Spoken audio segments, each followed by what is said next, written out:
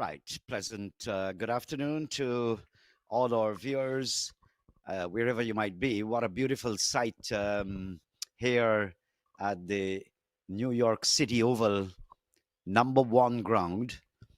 And I'm very, very happy, delighted to have a little picture and a view of this. It's picturesque. And as I mentioned in the earlier coverage, uh, I just love the ecosystem at the far back of these grounds.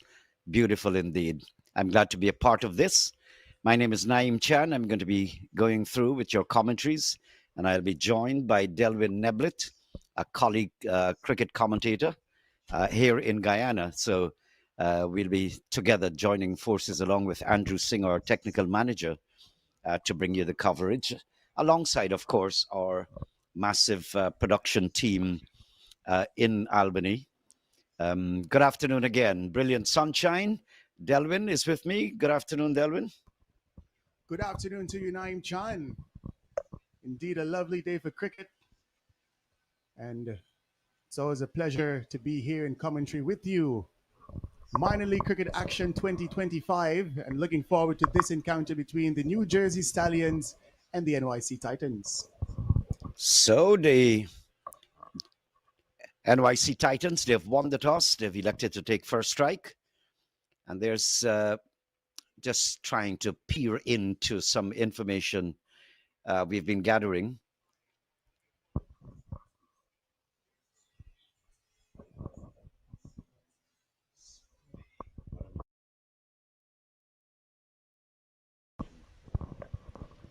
Right, I've been trying to gather up a little bit of information about the Albany area where this ground is. It's just like the few grounds that we had seen in Texas. So pleased that the grass is neatly manicured and absolutely gorgeous picture. But this is somewhere alongside the Hudson River, which carries quite a history for us. We've lived through that moment when the aircraft had crash landed in water in the Hudson River. Quite a remarkable feat, and everyone was quite safe. You'll be seeing the action unfolding in a short while. But Delvin, just to bring you in a little bit, it is my understanding that out of the last 18 matches played here at this venue, 14 were won by the side batting first, and just 4 for the side chasing. So apparently it carries a little history. This is why I'm not surprised that the Titans have won the toss and elected to bat first. Yeah, good observation there.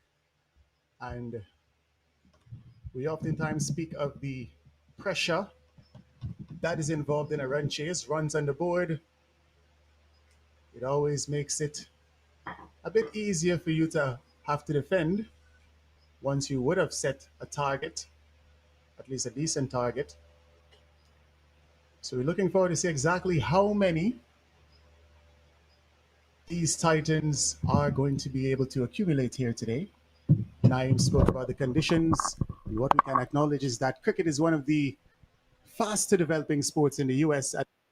How the United States feel about their sports. Any sport, as a matter of fact, that they do decide to invest in, they always strive for excellence. So you can guarantee that the facilities will continue to be in good condition, and they're going to continue to do everything that is necessary to provide the best environment for their cricketers to thrive. Naeem. Absolutely, and I'm delighted to see these things because the United States of America. This is a nationwide tournament, by the way, and it is good to see that many of the administration, political administration, I'm talking about, is taking a hand in this. Let's look at the action. Down the leg side, turned, and this might carry. No, just inside the boundary. So it's good to see that they're getting into the act and supporting this, because you provide facilities, you're going to get positive outcomes. You provide stadium for football, yeah, all the Brazils and the European nations and all of them, it is because facilities were provided for young children. So it's good to see that the states are taking this in hand. Slashed away.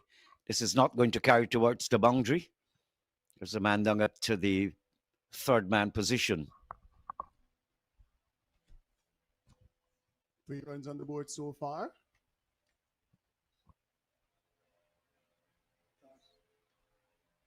Of course, the Titans would have won the toss and elected to bat. The history of this venue would actually encourage you to do so. Most of the games actually won by the sides batting first. This one is flicked into the leg side. Single and offer.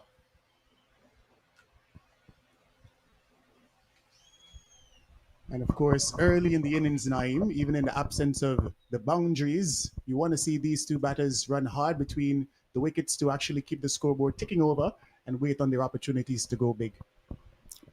Well, I noticed that Singh has been lagging down the leg side.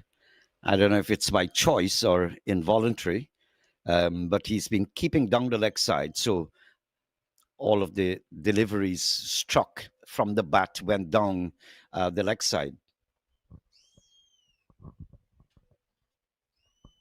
This one is outside the line of the off stump. There was also a previous delivery where the third man stopped it from going into the boundary. So quite a level over. I'm not seeing a full toss.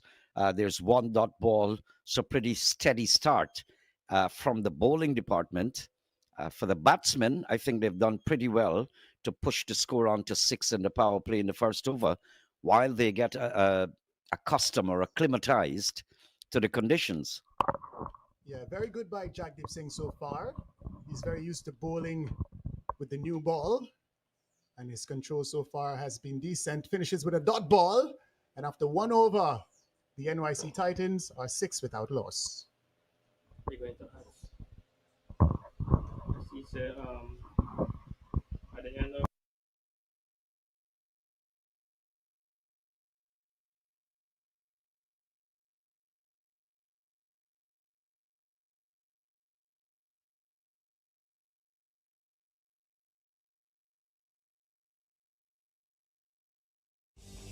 whoever you are on the field. The dream is what drives us. Gear up for your dreams. Shop now at dreamcricketstore.com. good.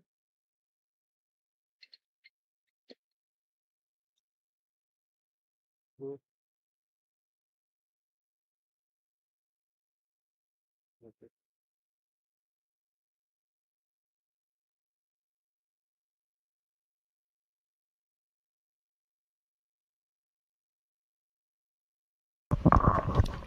Over number 2, about to commence from the other end.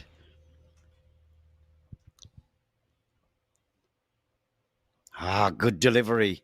Just beating the bat, prodding outside the off stump, searching. Couldn't find what he was searching for. There's a solitary slip, which gives you the thinking of the bowler that I'm going to try to get that outside edge. This one is down the leg side this time. They're going to pick up some runs here.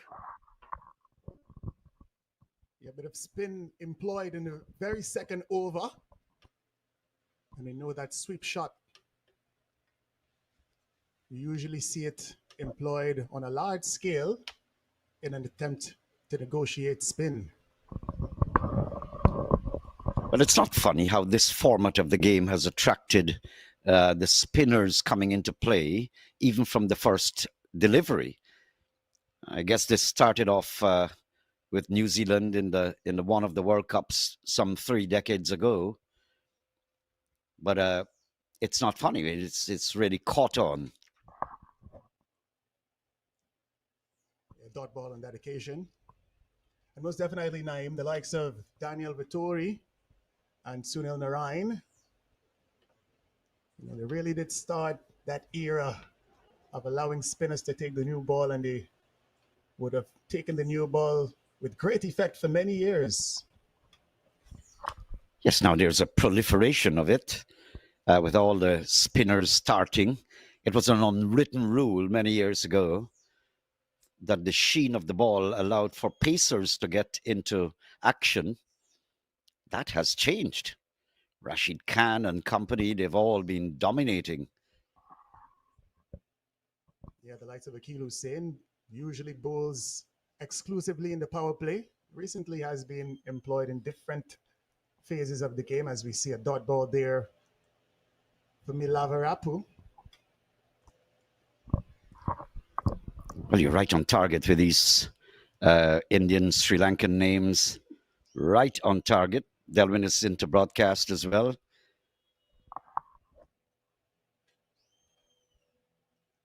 Yeah, tight stuff here. This is going to apply pressure early up. Remember, we are in the power play. So coming out the bat here first, the Titans would have been looking to have a fluent start to their innings. It's not been as fluent as they would have liked. As we see yet another dot ball being bowled here to finish off an over, which would have only conceded one leg by. After 2 overs, the New York Titans are currently 7 without loss. I still want to believe that Sharma was overly cautious.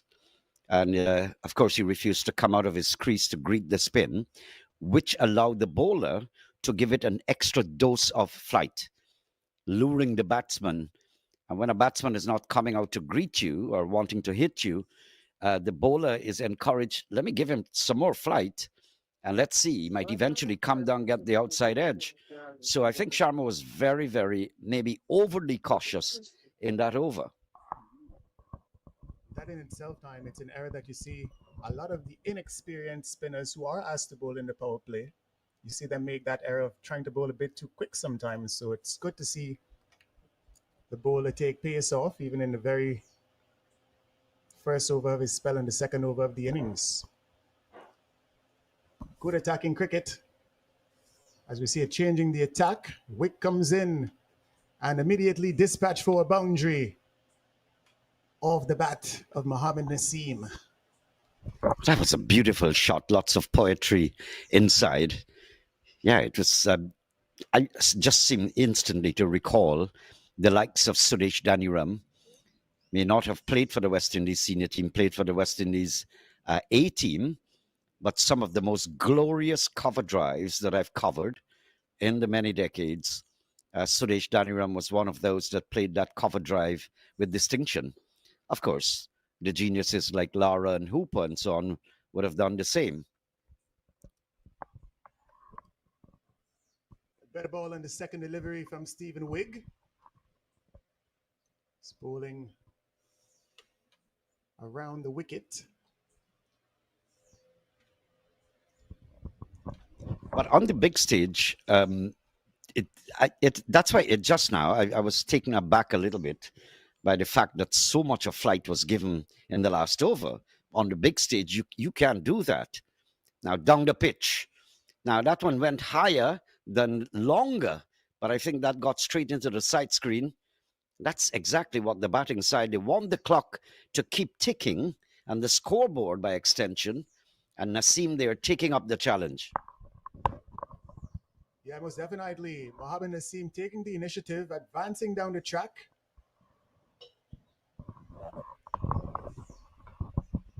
Getting a move on here. Remember, they're setting a total. How many will they be able to get? How many do you reckon will be a competitive total here today, Naim Chan? Well, I'm not quite au fait with the state of the pitch. It seems to be quite evenly paced and bounced. So that it would depend on that. That's a good ball delivery there from Wigg. Left arm, just going, slanting it across the right-handed batsman. But no team would like to have less than 100 runs, of course. So we can start off with a desire of the batting side wanting at least 150. You start to get bonuses as you go further towards that 200 mark. Yeah, most definitely.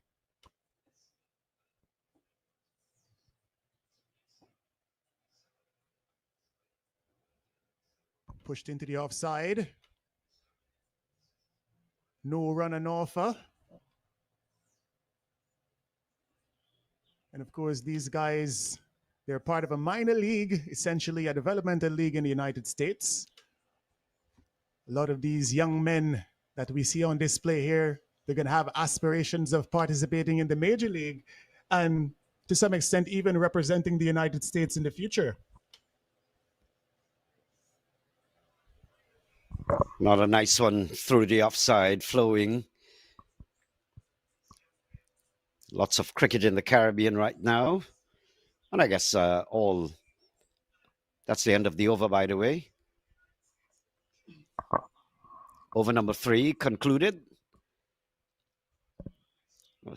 I guess the CPL must be attracting a lot of attention overseas. But I've been getting dozens of telephone calls. And I might want 5 tickets. I said, and I don't sell tickets really. And but all the seats have been bought out. Going into the tournament, Guyana has been responding, and I'm talking about the viewers, the spectators, responding in perhaps the most terrific way in the Caribbean, talking about buying tickets and going into the ground. The Warriors can't expect anything better, any more support.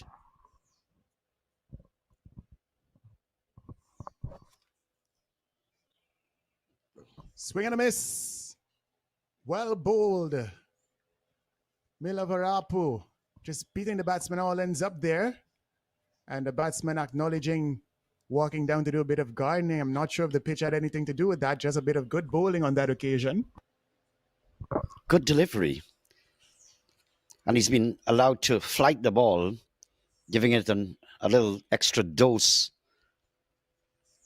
And Sharma earlier didn't want to go after it. He's done it now. Not a beautiful shot there. Gracefully through the offside. Pleasant shot. Yeah, and a bit of improvisation there. Moving leg side to open up that offside, giving himself a lot of room to free his arms, getting it past those fielders in the inner ring. Well, the Titans have been taking a lot of titles, winning in 2023-24 period. Those are state titles. But look at that picture in the background. You would like to think it's in the middle of the Amazon in Brazil and Guyana.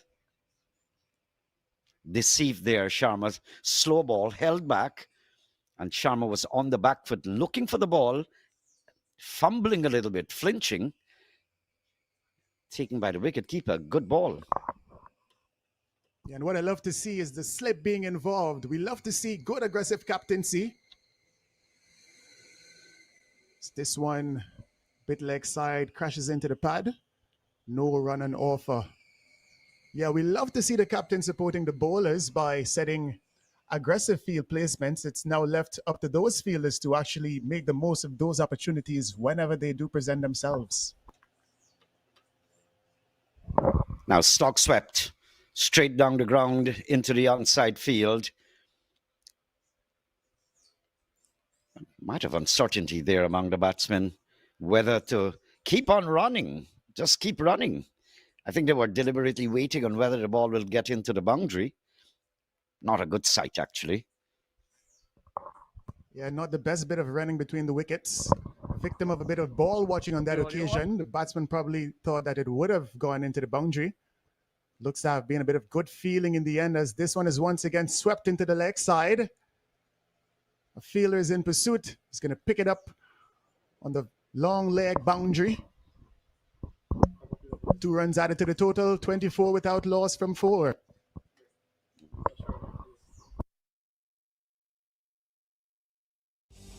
Whoever you are, on the field, the dream is what drives us. Gear up for your dreams. Shop now at dreamcricketstore.com.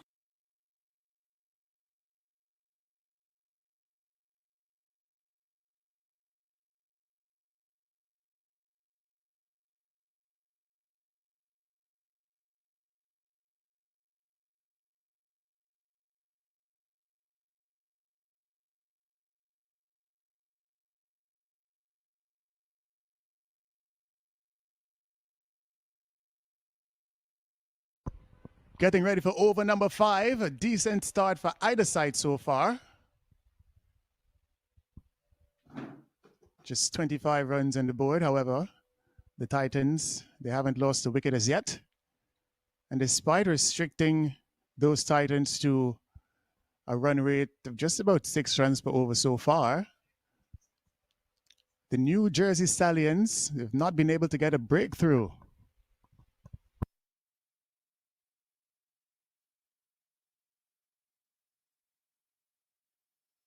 What can Jasdeep Singh come up with?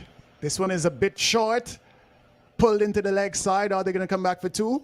They do. 2 comfortable runs in the end. This is quite a pleasant start for the Titans, winning the toss, electing to bat. They've been pretty steady, and I don't think the bowling has been particularly bad. I see some of the deliveries just tempted to keep a little bit low. These are not tearaway fast bowlers. Some bowlers get the ball to scuttle along the ground.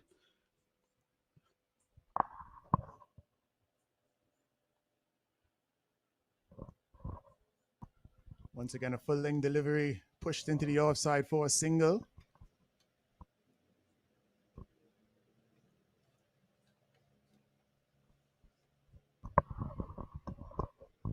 What can the bowler do? A lot of hours spent on the training grounds, Naeem Chan. For these types of situations, how am I going to be able to get a breakthrough for my captain? A lot of these players are very familiar with each other. It's good to have a look at these players and actually watch their fitness. Flinching there. Good delivery from Singh. Just biting outside the line of the off stump. Sharma just front foot, then back foot. Quite uncertain what exactly to do on that occasion. Good length also. He wasn't certain whether he should be coming onto the front foot or back foot. Just caught napping. Just coming back to the point of fitness. I guess it's pretty difficult in the United States to keep fit and play a lot of cricket and train and have a working life also.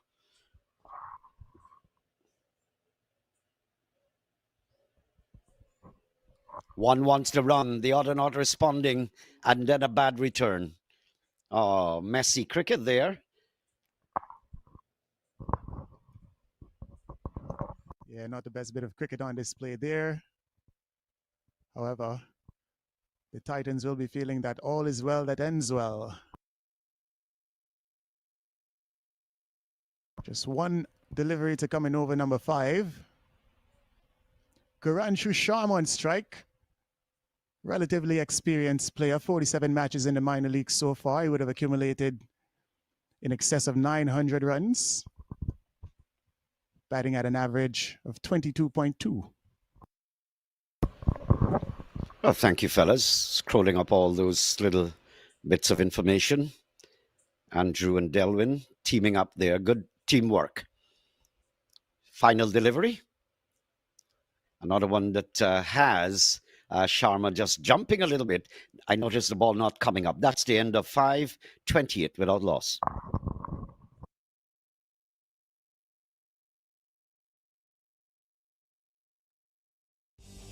Whoever you are, on the field, the dream is what drives us. Gear up for your dreams. Shop now at dreamcricketstore.com.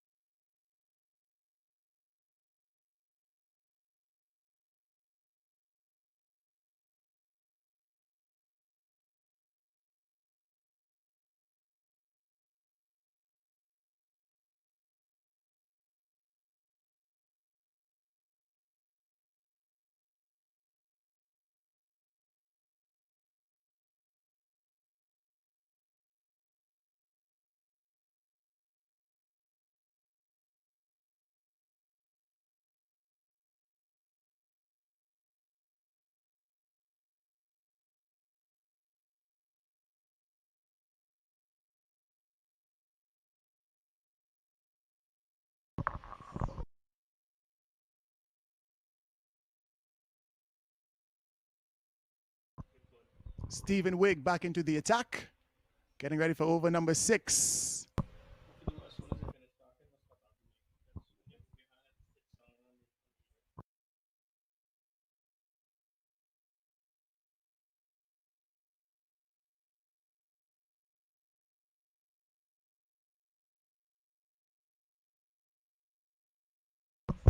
And actually, it got an inside edge there. He was looking for the drive, Nassim, straight down the ground, and came off the inner part of the bat into the onside.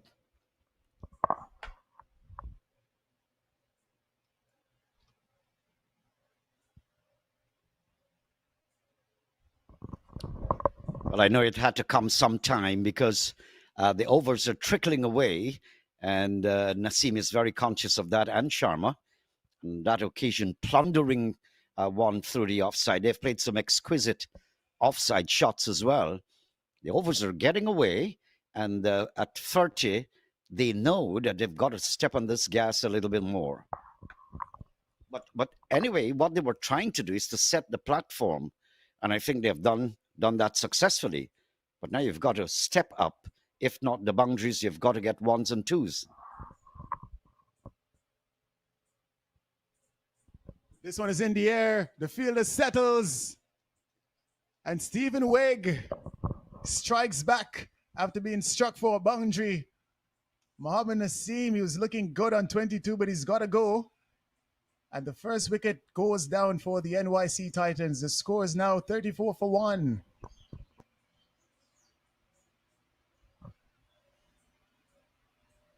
Yeah, looks to have been a bit of a variation of pace on that occasion, Naeem Chan. Crafty work from the bowler. Good support from the fielder. And game on. Well, it's good work to get a wicket.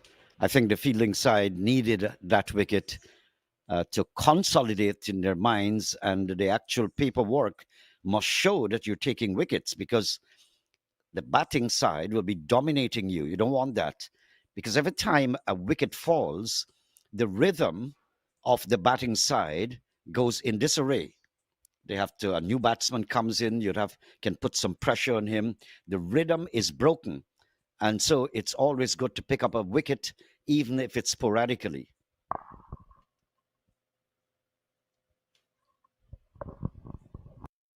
Yeah, apart from the dot balls, taking wickets, that's the next best opportunity to add some pressure if you are fielding side.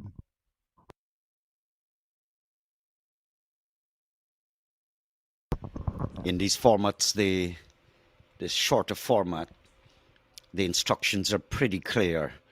Don't give me a no ball. Don't give me a wide ball. I want dot balls. That's a strong language that goes out from the coach's room to their respective sides. And that's how these formats, a solitary run comes back to haunt you, a run that you give away. Many a times these games are tied, going to super over. So you've got to control it. The team that controls that particular aspect of the game the most, they normally come out the winner. Keep it as tight as possible. So we've seen a few dot balls. So I'd like to think that the game is quite even Stevens at the moment.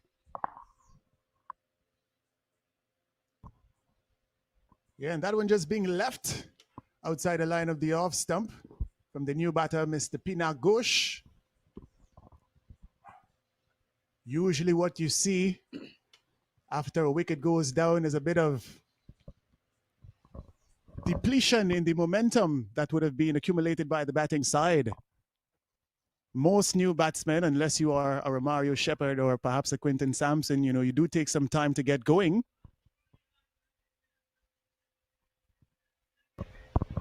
But once you don't get it, and a wide is not called, I'm talking about a bowler here. If you can slant it and get the batsman, he wants to leave it alone all the while, that's pretty okay. But batsmen have got to be cognizant. If you can scoop it, edge it away over the head of the keeper, It's all about runs. The batting side should not be having a lot of dot balls. Final delivery of the power play. And once again, left outside the line of the off stump. Decent over, wicket taking over that produced only 5 runs after 6 overs. The NYC Titans, they are 34 for 1. Whoever you are, on the field, the dream is what drives us. Gear up for your dreams. Shop now at dreamcricketstore.com.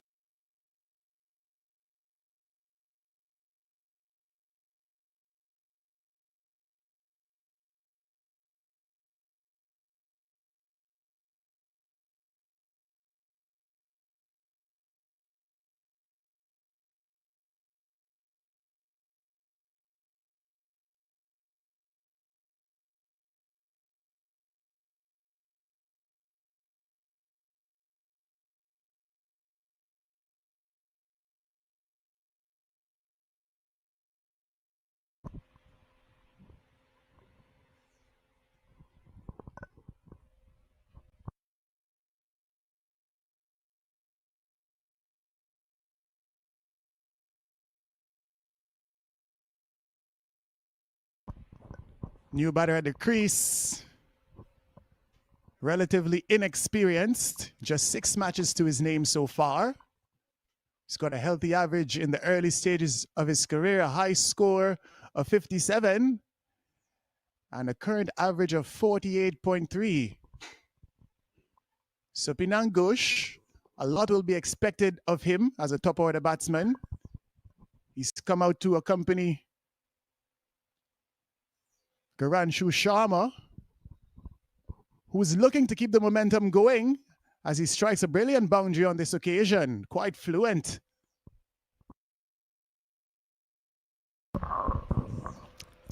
But it's nothing prettier than looking at a batsman in action, flowing.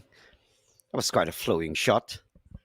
Not struggling. And you expect batsmen who are coming 1 to 4, 1 to 5 would be the cream of your batting lineup. You expect flowing shots. That's why you're being selected anyway. Yeah, the new bowler, Anirudh Emmanuel, greeted with a boundary. The first delivery of his spell comes in once again. Also wide outside the line of the off stump. This one is cut away. They're looking for 2. Slide on the boundary for a save. Did he come into contact with that rope? Looks to be a good bit of feeling, Naim. Yes, that was smart work. I notice Emmanuel is using the crease. He's bowling very wide of the crease.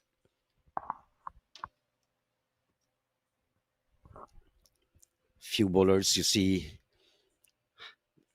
adopting that technique. But apparently he's not getting the ball to zip. If you notice, the batsmen are pretty comfortable playing it off the pitch, getting onto the back foot, seeing the ball, not a lot of spin. And so they have sufficient time at their disposal to work it around the corners. Good to see that the batsmen are picking up the singles, eking out the 1s and the 2s.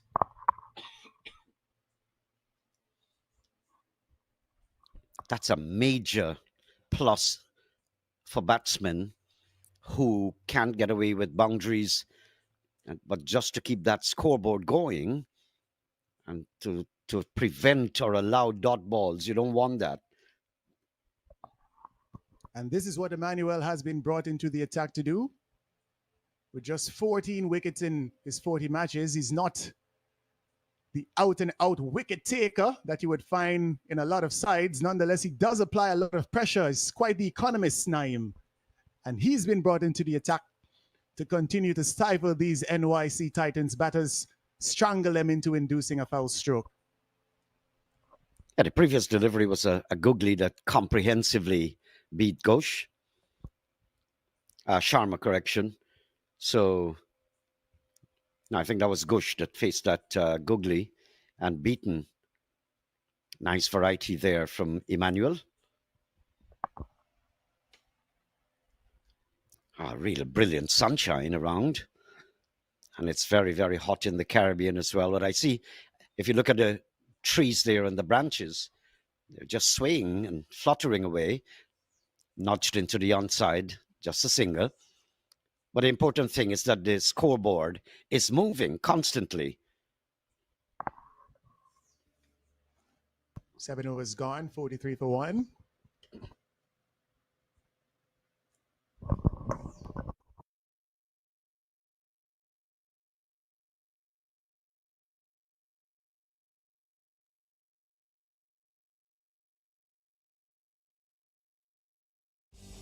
Whoever you are, on the field, the dream is what drives us. Gear up for your dreams. Shop now at dreamcricketstore.com.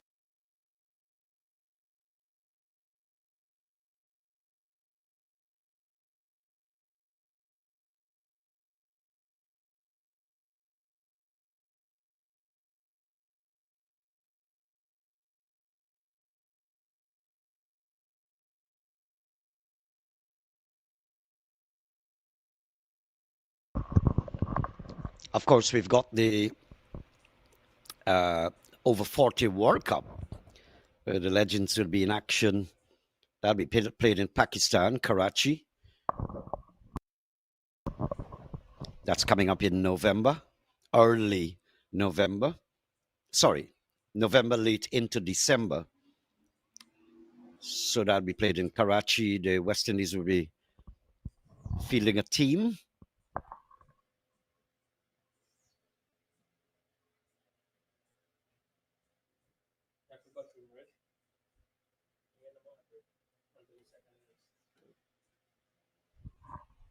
Nice lush green. Look at that green out there. The greenery is very pronounced and well kept ground. As I mentioned before, I saw a few others that we did commentaries for early in the minor league, and I think one was in Texas. That was beautiful, and it's really picturesque. I had this. I'd mentioned this before.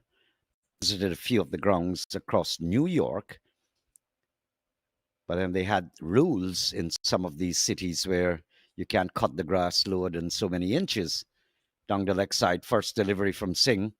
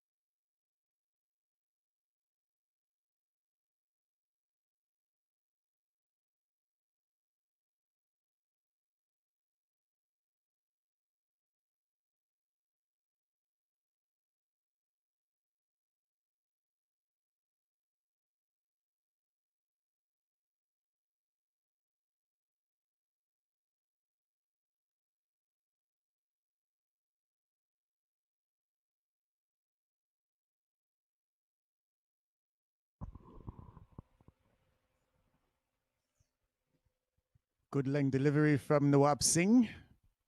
Just a single in the end.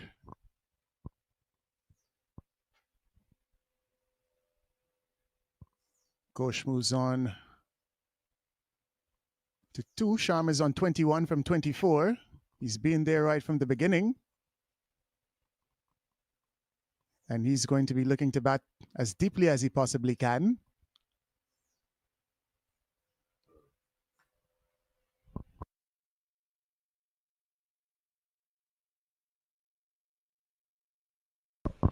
Nice one that came back inside the right-hander's off stick. As a result, but he nudged it into the onside. The ball not getting a lot of lift off this strip. It has been just about waist high, some of them below. And I don't think that the bowlers too have been concentrating, the faster bowlers, on getting that lift. They're not pounding it, just letting it scuttle along.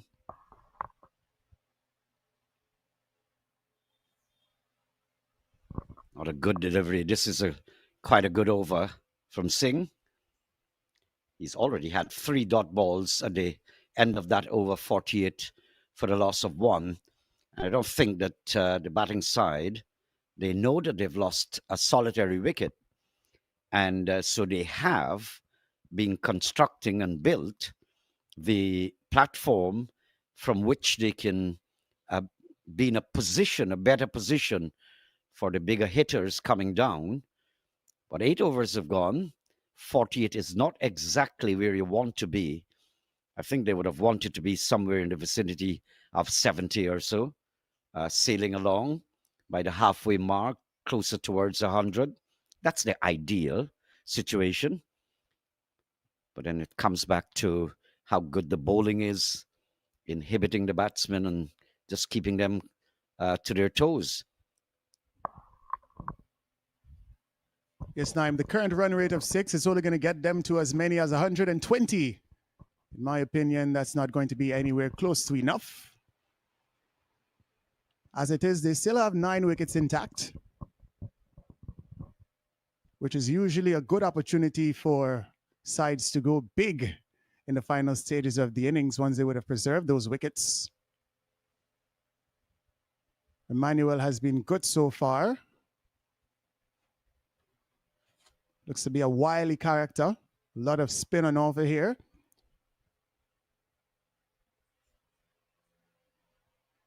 Seems to be the kind of surface that the spinners might enjoy bowling on, Naim. Sharma's been very tentative. Now he gets this one slug swept away. I'm not sure. I've got a signal coming from the umpire, but that seems to be a maximum. Now, what Sharma has been concentrating on, 27 in 28 balls, is to moderate the hitting as much as possible. Be absolutely sure when you want to go for that shot so that I can keep my wicket for as long as possible without taking unnecessary risks. Yeah, and that one was straight out the middle of the bat on that occasion. Delivery just wide of the off stump. Being hoiked into the leg side and over the boundary for a maximum.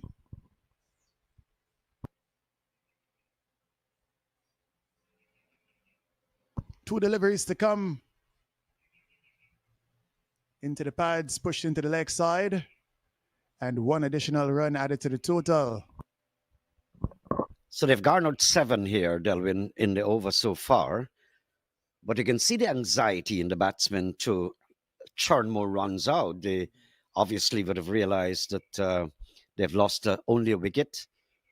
And the overs are trickling away. So you've, as much as possible, you want to retain wickets.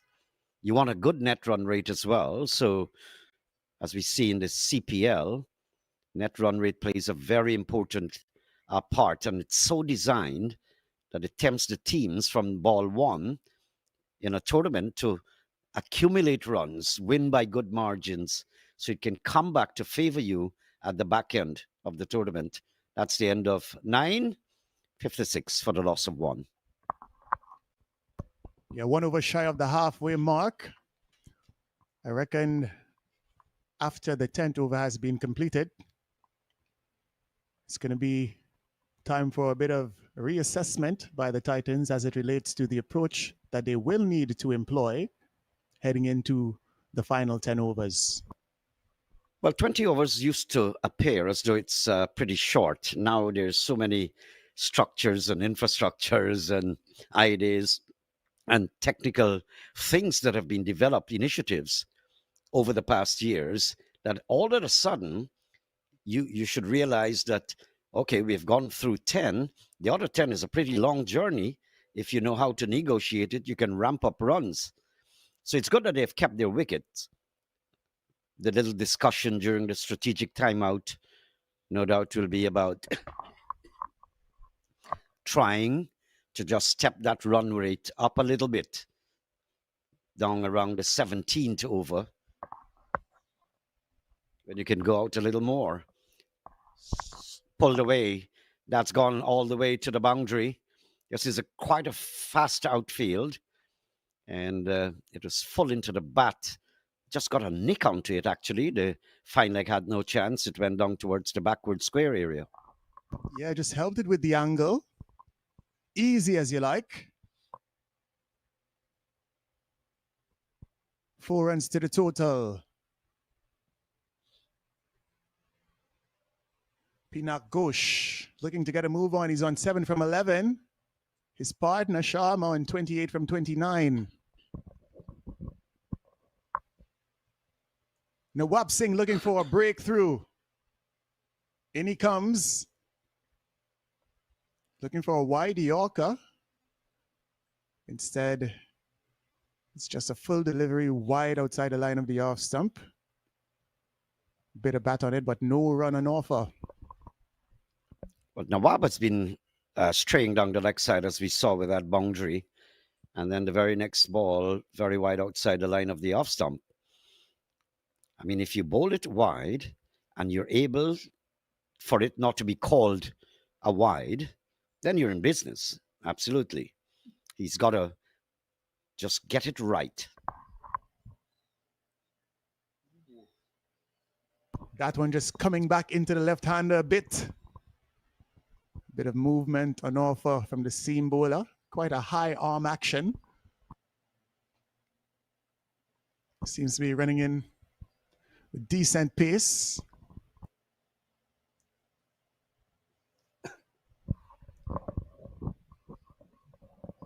Well, Nicholas Pooran plays in the major league in the US.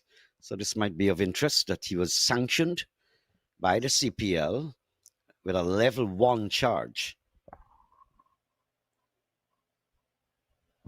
Single out on the offside. And that has to do when he was given out by umpire Banwari last evening. Well, I was actually on that commentary at the same time. He won the review, Pooran, but there was a steady exchange, and most of the utterances came from Pooran's mouth and not the umpire. He stood still. He stood by his decision, which was overturned. And of course, we tried as much as possible to keep it as low. People were seeing what happened, I guess. But he was fined. He apologized. May I just get that in afterwards? That's the first lifter that I'm seeing where it's called a wide. That's the first ball I've seen that the bowler really pounded it in, got it to lift and lift appreciably. That means you just got to bend your back. You can get results here. Yeah, we love the intent. You know, just lacked a bit of accuracy in the execution. So that run rate has been just about steady around that area, 6.52. So I guess that they would want to lift that after the strategic timeout. Wide and slapped away through the offside. It's not going to get there. I don't think he got it onto the meat of the bat, so picked up a couple. Yeah, he's going to be feeling as though he would have missed out there, Pinak Ghosh. unable to pick the gap. Wide delivery asking to be smashed. Straight to the field in the end. Just a single. Well, like any other number 3 batsman, Gush seems to be the one that is a little more aggressive. Sharma has been constant, 29, 30 balls. So he's more the stabilizer of the Titans innings. That's the end of 10. And from regulations, I think they're going to have a little strategic timeout, talk a little bit about what exactly should be the plan for the next half. And the obvious thing is that we have built quite a good platform, but 120 runs at the end of the 20 overs would never be sufficient. Remember, you won the toss, you elected to bat first. So you would not want a final score of 120. They'll be coming out back. Someone would have to keep the innings going, and that's perhaps Sharma, because he looks like a very steady batsman, and he tailors and tempers his innings. And Gush would be the one, seems a little more aggressive and flashy, to go after it a little after the commencement or recommencement.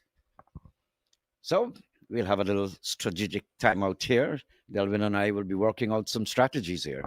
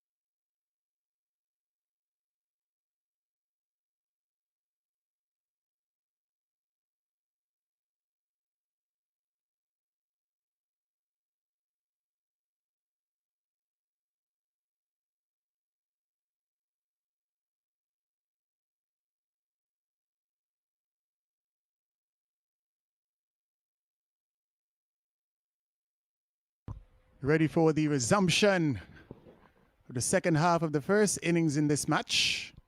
NYC Titans winning the toss and batting first. Not the most explosive of starts, however, they have managed to keep their wickets intact, which is important heading into this final phase.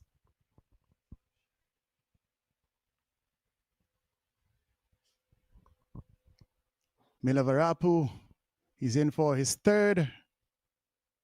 He's been miserly so far, just 7 runs from the 2 overs. Not able to pick up a wicket as yet. Definitely able to keep the pressure on these Titans.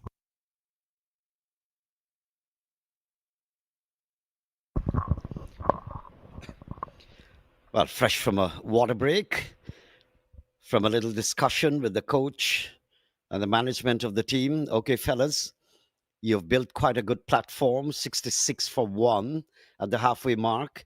I just want you to casually step on that a little bit. I'm waiting, I thought for a moment the umpire would have been calling a wide there. Yeah, just giving the bowler the benefit of the doubt. That's not a lot of times you see that benefit go towards the bowler. This one is driven down the ground. Back past the bowler on this occasion into the boundary ropes for 4 runs. That was a full toss and had the treatment it deserves and struck down the ground very firmly. Gosh doesn't seem to be the one that will spare you at any given time. Once he gets that opportunity, he seems to be the kind of batsman that is more aggressive in his thinking. So he's going to go after you, and that's exactly what the Titans need.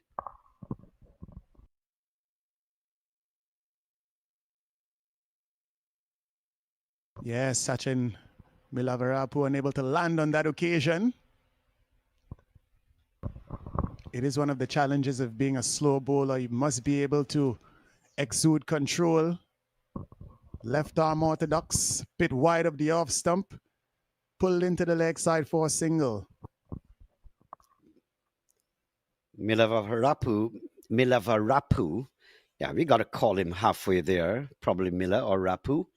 Yeah, Rapu he's pretty slow, and he as a result, he gives the batsman a lot of time, sufficient time to read the spin, to get into action, get him in the slot, and hit him away if you're an aggressive batsman. Sharma is more casual, as I said. Now he gets an outside edge. Good ball.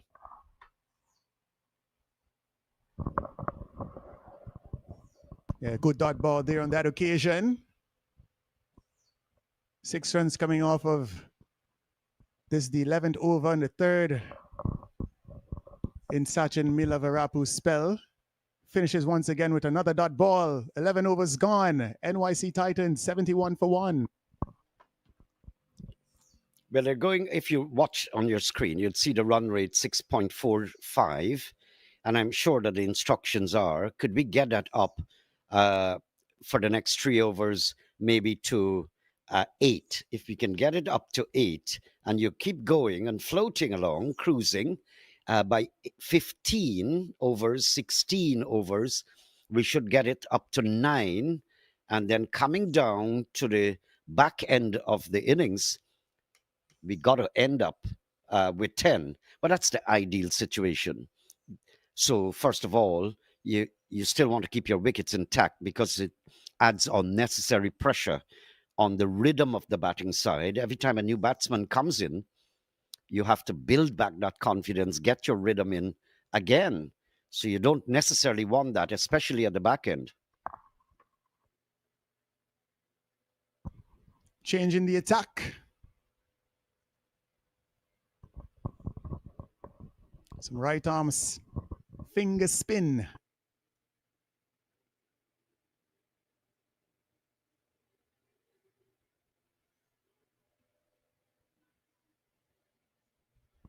That's the idea. Trifle short, worked into the gaps. And every now and then, if you can convert 1 into 2, that'll be ideal for the batting side. But you must carry this run rate from 6.35 down to about 8. And I mean, this is the 12th over in progress. So, but that's the ideal thinking. You may not be able to achieve it if you're under pressure, the batting side, but it seemed quite settled, quite flowing. And so the time is now where you want to creep that up a little bit. And the bowler Matani quite meticulous with his field placement. Takes some time to set the field, but you can't set a field for a shot like that. That is a maximum. Out of the park. In the slot there, right away, he's off spin. He's coming into the right-handed batsman. He's going to hit you.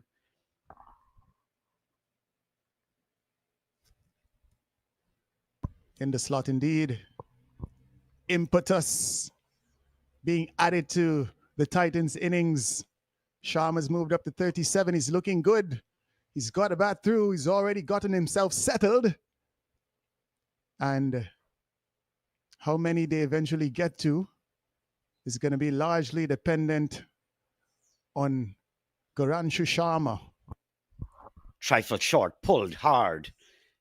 Of course, we've lost the ball. Let's see any signal coming from the umpire. Looks like it was 4. It's gone to 78 for the loss of 1. So there are 2 problems here. You can bowl it short. You can bowl it in the slot. That's one problem. The second one is finding the ball in that heavily laden ecosystem behind there.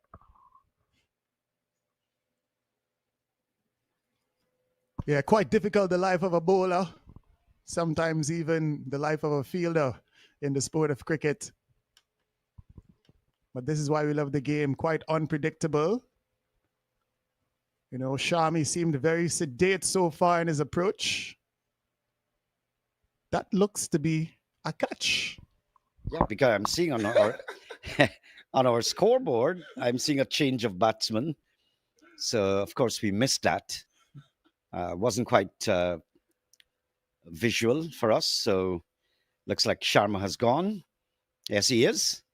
But it was quite a good knock. I can tell you that. It was a steady knock, stable knock, tailored and well-tempered.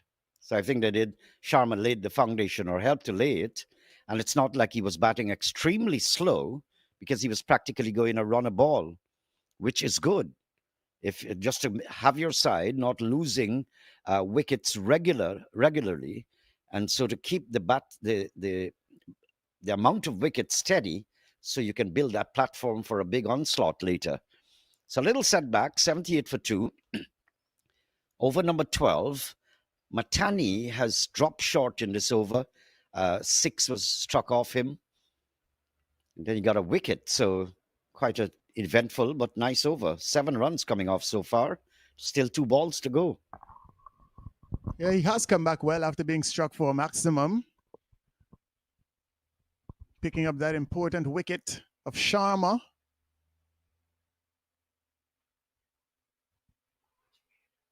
$78 for 2. Sharma dismissed for 37.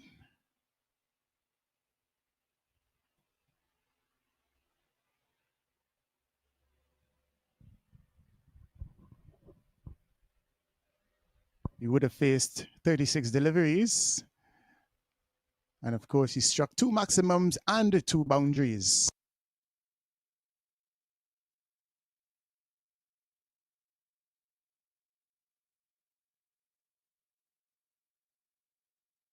Yes, quite a steady knock there from Sharma. The mainstay of the innings so far. And as Delvin just read out to you, his 37 coming in 36 balls. So it's in no circumstance that he did not keep the scoreboard going. Absolutely not. So I'd like to think and count that as a very, very good knock, because they could have been struggling if they were 4 or 5 wickets down by now. He kept it going safely. That's important. The other half, the other batsman can try to bring that score up. At the moment, it's pretty low, 6.67. And it's just, that's the ideal situation for the batting side. Now, whether they can do it, and the bowling side would have other ideas, of course. And when you look at the dynamics in the lineups of most T20 sides these days, as we see, this one is hoisted down the ground. Caught me midpoint. That one is a maximum. Well, there you go. That's Gosh for you. You get the impression he's not going to stay there and not put you away. What I like about Gosh is that he is capable of spotting the loose ball. He gets into action very quickly and decides what exactly I want to do with this ball. And he's been very, very effective. If you look, 21 off 20 balls. I was just about to speak on the fact that most teams, when picking their sides, as it relates to their batters, they usually include stroke makers as well as power hitters. You need to have the batters who can easily rotate the strike and keep the scoreboard ticking, the likes of Sharma. And now we're seeing that Pinak Ghosh is quite capable of clearing the boundary as well. Yes, I think he utterly understands the seriatums or the ramifications of this format of the game. Scarcely has been bogged down. He's always at a single. Running in between the wicket has been excellent so far. And then he's been putting away some boundaries every now and then.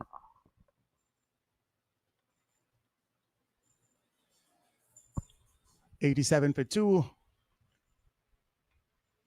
Still no wickets for Sachin Milavarapu. This one is signaled wide down the leg side. Searching is he. He's just got to be able to watch his line. Remember, he's got a minimal room for error. Can't bowl it in the slot. He can't afford to be wide or short. And there, that's where he needs to be, just on a good length. And good also from the batting side. You've got to turn this scoring over, rotate, and give as much as the strike to Gush. He's middling the ball, he's seeing it, he's reading it. Katipali has just come in, and he's not finding his way. He's still searching. So let Gush take the strike as much as possible. Beaten outside the off stump. The batter looking to play against the natural movement of the ball, looking to play that ball into the leg side. A ball that is spinning away from him. And this time, he makes good contact. Connection. Good. That's what I'm talking about. He actually hauled, if I can use that word, hauled that ball from outside the off stump all the way into the leg side field. That's good batting. 90 for the loss of 2. Look at that scoring rate now. It has gone up from 6.3, 6.4. It's gone to 6.92. That's very important. By the 15th over, it should be going over 7 towards 8. By 15 overs, you want that 8 mark run rate. Getting down to the last 5, if you can get it to 9, excellent, ideal. And then coming down at the back end, if you can get it up to 10, that will be an excellent score. Well over the projected like 150 that we are assuming. You won the toss, you know the pitch, you want to bat first. So you should be getting at least 150. And anything over going, it should get bonus.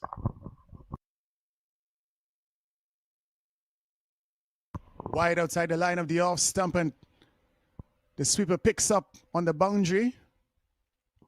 We are a bit impaired. We can't visually see from this vantage point exactly where all of the fielders are. But one thing's for sure, when you see batters looking to take balls from outside the line of the off stump and hoik them into the leg side, it's either one of two things.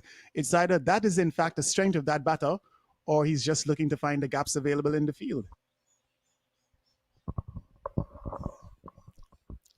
Well, those experienced batters, and you see them at the international stage, you can play with softer hands. If someone is very deep, softer hands might just give you 2 runs instead of a solitary single if you hit it very hard. Matani is doing extremely well. He's got 2 dot balls and a single, a solitary run coming off. Again, I think that, the umpire signaled wide. It would have been good for Matani to get, if that one was a legal delivery, it would have been 3 dot balls. So Katipali is unable to really effectively put it away. He gets it this time, but I don't think that's going to carry. There's a man down behind the bowler. This is what we love to see. A bit of cat and mouse between bowler and batsman. The batsman Katipali realizing that Siddharth Matani is in fact looking to go wide of his off stump, just giving himself an early movement to get as close as possible to that one, only able to pick up a single in the end. There you go. There is Ghosh for you. I think that's gone all the way. Thank you very much, cameraman. It's gone in another city, it seems. Let's keep rolling along there. There you go. Ah, Gush can bat. There's no doubt. He's been clean. He's been effective. He's middling the ball. He's picking it up very early and deciding on what stroke play. And he's been successful, I think, on a 100% basis.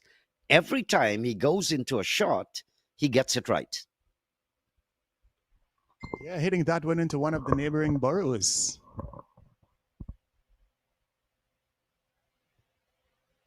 Action here live from Albany. Of course, the largest city in New York. And another boundary. Brilliant batting here from Pinak Ghosh. Finishes this over with 10 from the last two.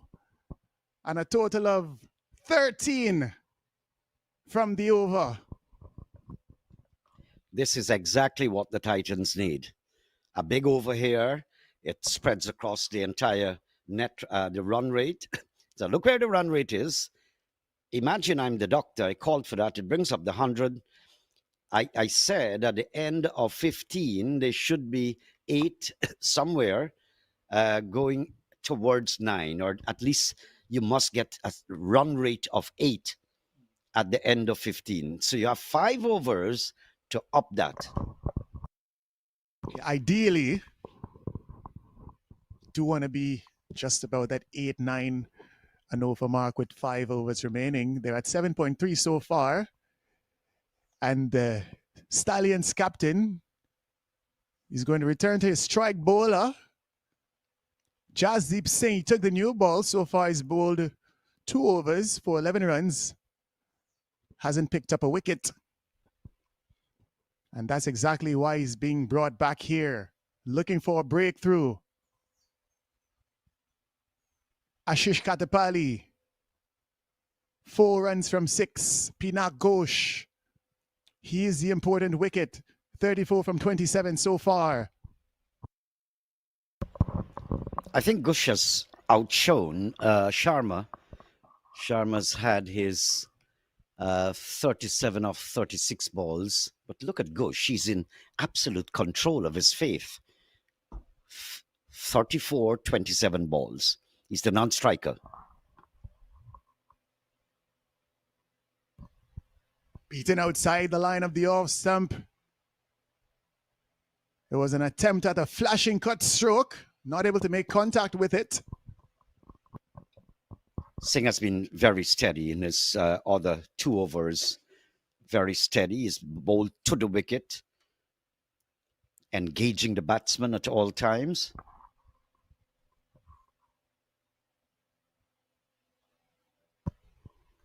Into Katapali once more. Pushed into the offside. Yes, no. And it looks to be a single in the end.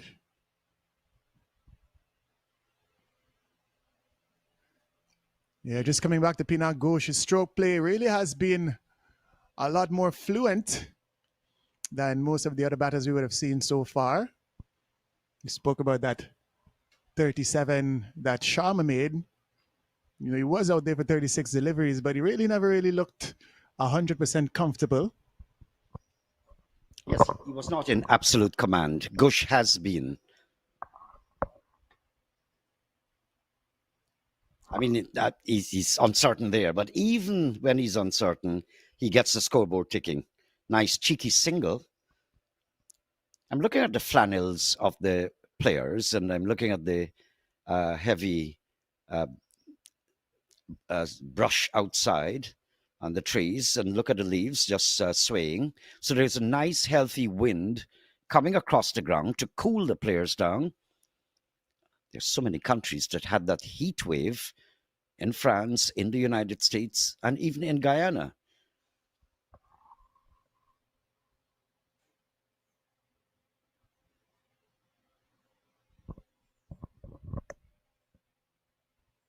And a streaky shot. Don't think that's where he intended that one to go. Yeah, looking to work that one leg side, and the ball just taking the edge and racing into the boundary. Really average height the bowlers are getting off of this pitch. So you've got to be careful playing and prodding forward. You can get trapped. LBW, so the ideal thing is for the bowler to attack the stumps at all times. Of course, to have a good length also, because a batsman like Gush could get you away, especially if you're in the slot.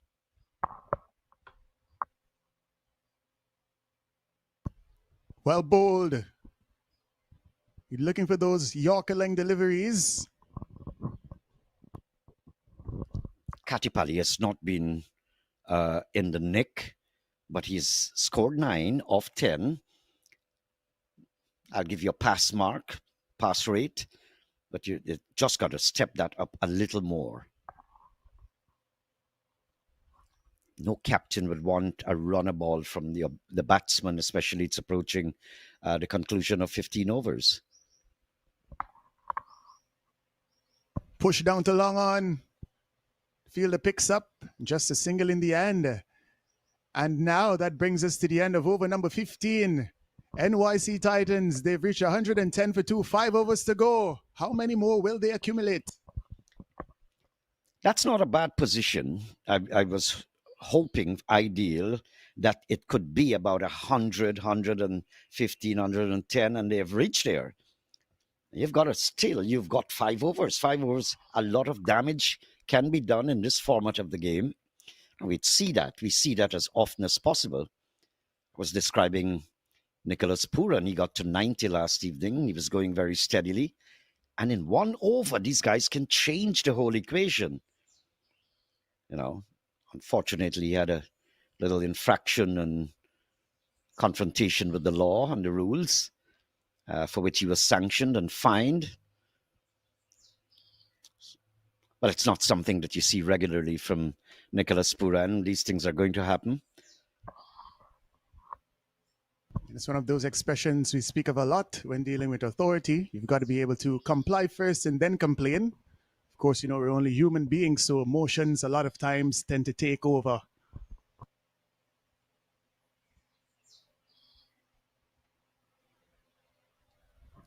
Pretty bad there, dropping in no man's land.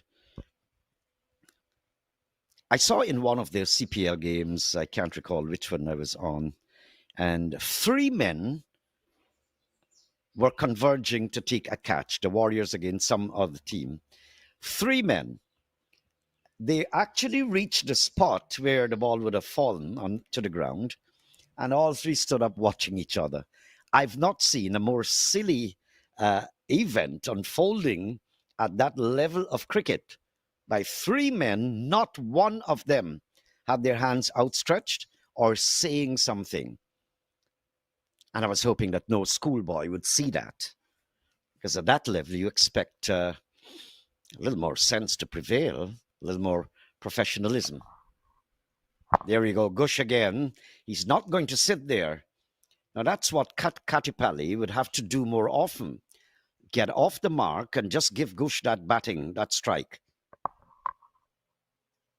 Yeah, most definitely. Pinak Ghosh, he should be thinking that it is his responsibility to face as many of these remaining deliveries as possible. Just about 28 deliveries to come.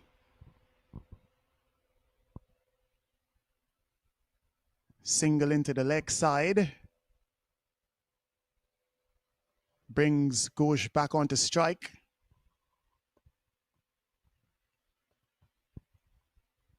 Stephen Wigg, he's been decent, has picked up the 1 wicket so far.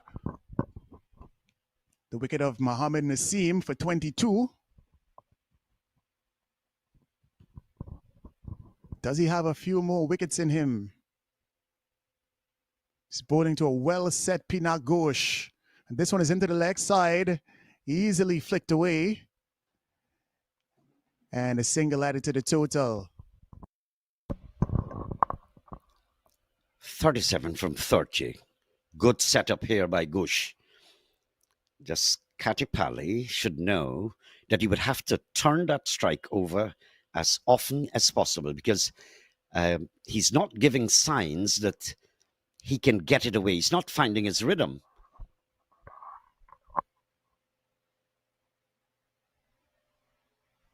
Found it there. Now that's good thinking. The ball really rose very high and going down the leg side. Now from what I'm seeing, there's no one at backward square or fine leg short to take a sweep or a reverse sweep or whatever catch going in that direction. So there was a lot of territory open. And look at that, just scooped down towards the boundary behind the wicketkeeper. Good shot. Important run. 118 for the loss of 2. So look at the run rate, it's going up. But they must get that up to 8. And they're going to creep up there. That's a fluky boundary, sort of. Quite lucky, but that's what the batting side wants.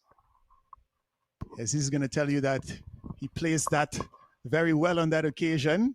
Just a bit of an outside edge. Nonetheless, 4 well-needed runs, and the score moves up to 122 for 2. 16 overs have been completed. Got 4 to come, 24 deliveries. And these NYC Titans, they're setting a total here today. How many will be good enough? How many will they actually get to? Just going to have to wait and see. It's been decent stuff all around so far. Good tight stuff from the bowlers and a couple of batsmen getting settled. Really looking to make an impression on this game. This is the phase of the innings that is designed for maximum stroke play. And as a fielding side, you're going to know exactly that. So what you need is support. As a captain, you need your players to remain in the game. You need your fielders in key positions to remain alert.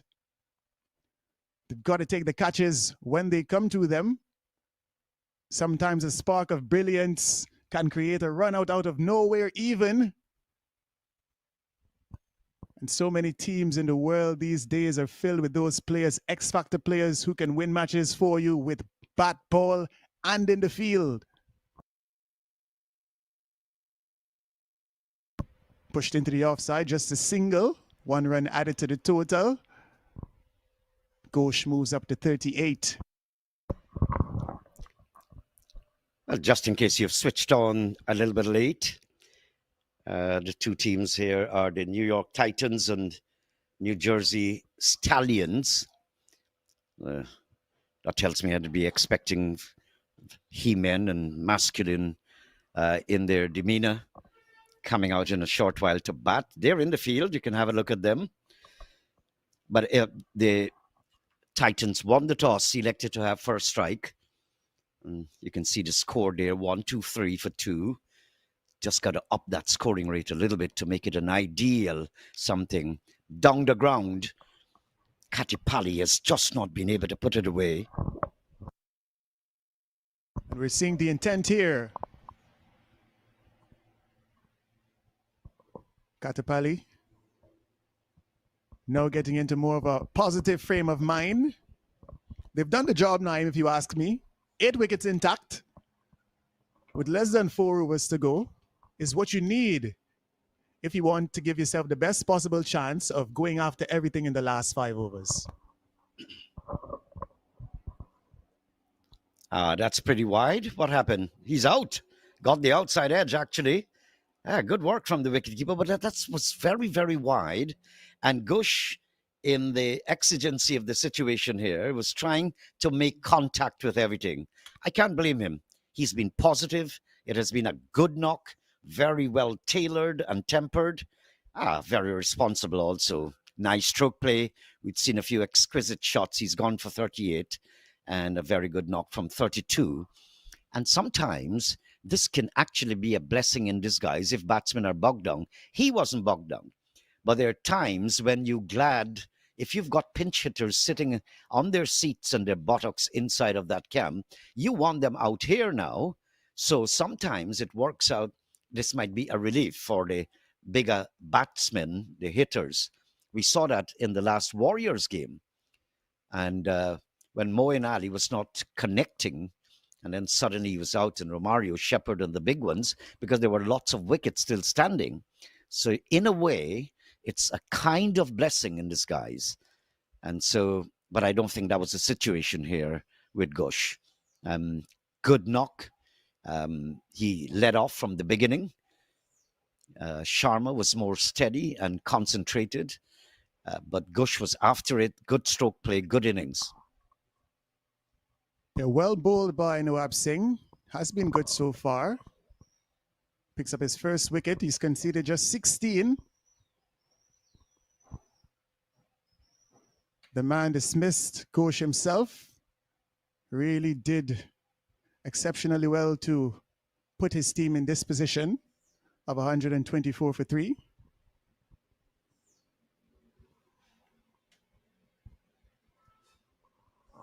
Well, as I mentioned before, I think the batting side, in an optimistic way, would be targeting 150. But that's not necessarily, I don't know, the strength of the Stallions. You'd want to get above to 250, sorry, 150. And that's how they're going to get it. Slashing here and there, picking up a boundary with more frequency. And the new batsman, Kwame Patton Jr., as easy as you like, first ball, opens the face. A beautiful boundary into the offside. And they can afford to do that because the platform has been constructed and laid, the foundation pretty good, lots of wickets standing. So you got to get a few of those loose arm guys inside there to get out here. And it seems as though Patton has got that kind of temperament.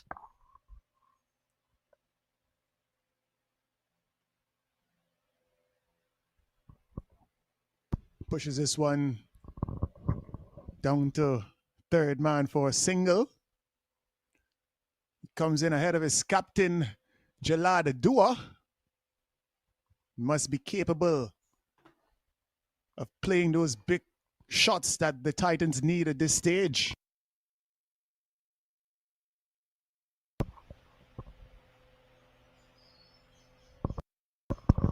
But I was saying by the 15th over, the run rate should have been like 8. But they still have some space here that they can deliver and up that rate. Lifted head, looking for the drive, straight over the top. Didn't make contact. That's the end of 17. 129 for 3. A good target or good score. Well, let me call it decent score. 150 is what they should get. Remember, they won the toss and elected to bat first. They would have had reasons why they want to do that. They know the pitch, how it plays. They can average up that I'll get to 150. But the ideal situation is getting a little above that. But sometimes you aim for these totals. Look what Guyana, the Warriors, did last evening, 130 odd. And it brought them victory against the might of the St. Lucia Kings. So it comes back then to if you have the fighting spirit. The Warriors displayed that with Moti coming in good. So we've got good all-round cricket. The CPL has been fantastic. And so is the minor league. We've had the opportunity to be a part of this tournament. I think it's fantastic. Lots of cricket. I guess it's got its own difficulties to organize. In the block hole, good ball, Wig. I always keep looking at this young man's head. His title is Wig, but I'm not seeing anything extra on his head. And a good ball. Still dispatched for 4 in the end.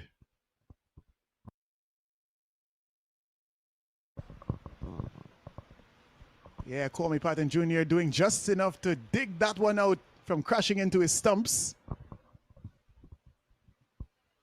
Able to pick up a boundary in doing so. 2 overs to come after this one. Stephen Wigg is in to finish his spell.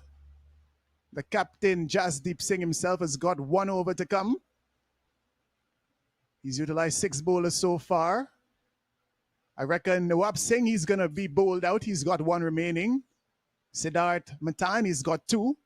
And Anirudh Emmanuel has also got two up his sleeves.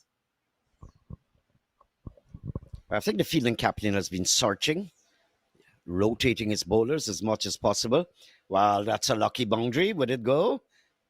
I think he probably stopped it. Let's wait and see. No, it goes over the ropes. Lucky, good for the batting side. It's not the most perfect stroke, but he got bat onto it. I don't think it went to hand. So in all circumstances, good for the batting side. This is exactly what the doctor ordered. And this is what characterizes T20 cricket in 2025. Improvisation. Not the most conventional stroke, but the desired result, a boundary. So often we see so many of these shots, Naeem Chan. And if a batter gets out in an attempt to play these shots, it really does look bad. But it is a part of the modern game. You can't just allow a bowler to settle. You've got to be able to outsmart him.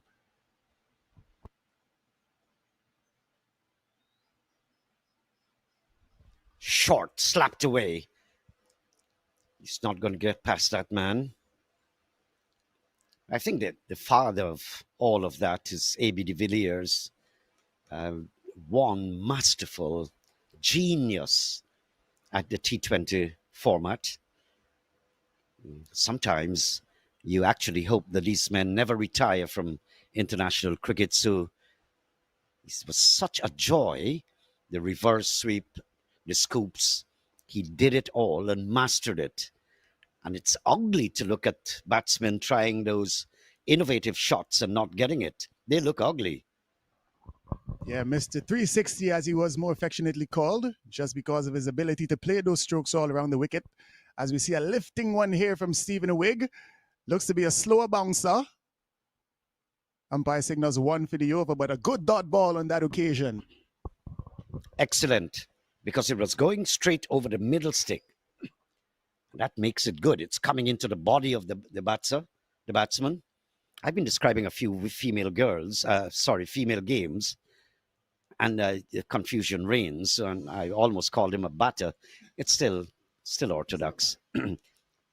Gets it in the meat of the bat, but airborne. One bounce into the fielder. Good running. And perhaps a third an offer. They decide against it. Score moves up to 140. So edging up towards a total of some sort of respectability here are the NYC Titans.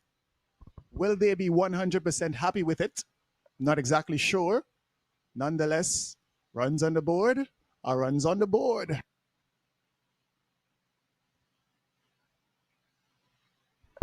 Yeah, he was trying too much, Katipali, trying too hard. He's gotten to 23. That's good.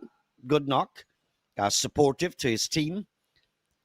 Maybe not ideal.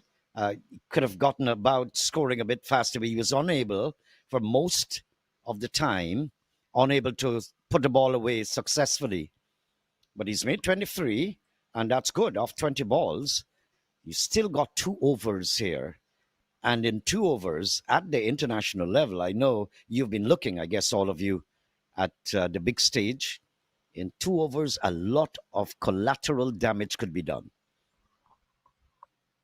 So ideally, when the game started off, I thought that they should be thinking at least at the minimum for 150. They've got 140, still got 6 wickets standing and 2 overs to go. So the hope here is that they can get bonus runs over the 150 mark. That should be a fighting total. I don't know the strength of the Stallions, though by name and nature, the Stallions are supposed to be very strong. But we'll have to wait and see how they respond to this. But the New York Titans won the toss. So it's an ideal situation for them to get a sizable total that can make them win because they're the winners of the toss. And if you just joined us, this is the minor league cricket coming out of Albany in New York. Yeah, Titans are usually strong and strategic as well. And these two final overs, very important as it relates to the context of this match. Two good overs from the fielding side, and they're going to feel that they would have restricted the Titans to a total that they can chase. However, a couple of overs going for 15 and perhaps propelling these Titans close to that 170. They're going to be feeling quite happy heading into the second phase. So what you want to see now, you want to see dot balls. How do you get that? Yorkers. Long ago, you were slanting it down the leg side, just past the stumps. Now the law has been changed. Anything going down the leg side is a wide, driven down the ground. This will not carry. So they have changed that, the great players, the Bumrahs and company, and they want to bowl Yorkers just outside that off stick going further away, but still within the legal framework, the parameters of the rules. So it can be a legal ball and be a Yorker, ideal, or a Yorker straight into the middle stump. That's not something easy to bowl. Yeah, most definitely. Bit of an inside edge from Patton Jr. into the leg side for a single. Parveen Dool has stepped out to join him. He's been able to get off strike. Very first delivery. Now retains the strike. 9 deliveries to come. Singh is having a very, very good penultimate over. This is excellent stuff. Most of them Yorker length, and the batsmen simply can't put it away, but they're they're eking out singles, twos.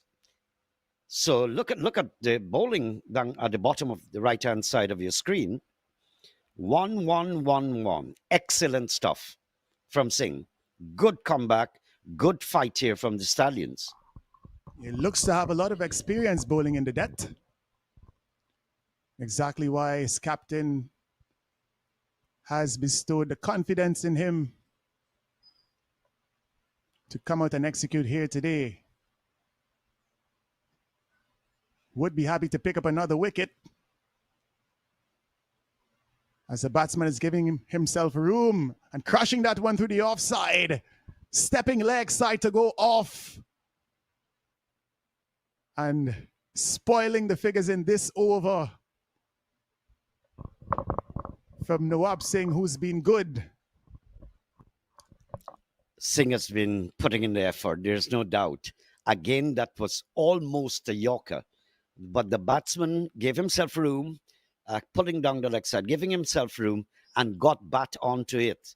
But that was heading to be a Yorker. It ended up as a full ball, giving away 4 runs in the process. But it's the effort, good, great effort here. Innovation. Good stroke play there, Patton. He's pretty busybody since he came in. And look at that. And the bowler, Singh, is trying to lag outside that off stump. Yorker length didn't succeed. Good innovation here from Patton. Yeah, and even with the innovation there, Naeem, as the 19th over comes to an end, what is important to note is that he would have kept his eyes on the ball all the way to making contact. So even in improvising, still doing the basics correctly as it relates to keeping your eyes on the ball, maintaining your balance, picking up a boundary. Keeping your eyes on the ball, very, very important. Andrew Singh, our technical guy, has been keeping his eyes on the pot because at the halfway mark, he has already decided, I'm going to have lunch now.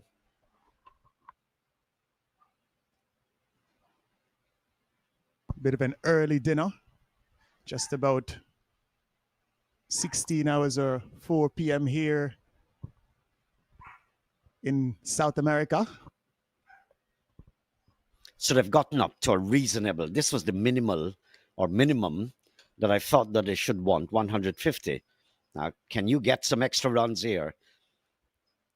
Looks as though they're going to do that. No, there's a man down there. But they should get Patton onto that strike. He's been middling. He's been energetic and has been in command for the most part. And as much as possible, he needs to get there on that strike. Yeah, the captain brings himself back into the attack to finish off. He will be concluding his spell of 4 overs. This is a final over of the innings. 154 on the board. Decent so far. How many more can they accumulate? They've got 5 deliveries to come. Parveen Dul faces up to Jasdeep Singh. This one, it's flicked in the air and sails over the boundary ropes. Brilliant 6. I should be apologizing to Dul. He struck that one and struck it firmly. That when I said that Patton should be taking most of the strike, well, Dul has not been there. He's been there, gotten 10 in 4 balls. Excellent. Good support. Yeah, a lot of bottom hand coming into play in this particular stroke. Bit of a risk. Good timing.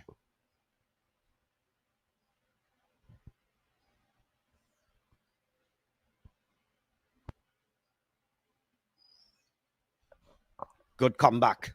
Good comeback from Singh. Slow ball. I'm looking at the outskirts of the ground. If it were Guyana, you would have seen a lot of groups there, and they would have a basket with food, and they'll have hundreds of glasses to have a little beverage. So the score would have been over the boundary 161 for 5 bottles of rum by now. I was just about to say perhaps more beverages than food. It's really a party in the Caribbean.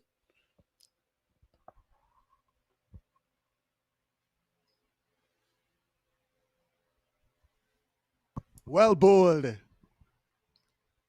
He noticed that the batsman was looking to move leg side and just followed him a bit, not giving him the room he was looking for. And the marks of a thinking cricketer, Jasdeep Singh. Always got to keep your head on at this stage of the innings, Naeem Chan. It's good cricket, actually. I think the Stallions in the last 2 overs have been very steady. The focus in the previous over was on Yorkers. Let's see how the captain negotiates.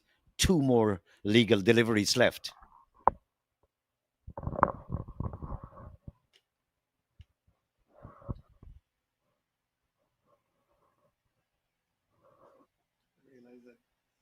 Turn off, right? The asterisk up on Jasdeep name there, so I know he's the captain. And the wicket keeper on the next side.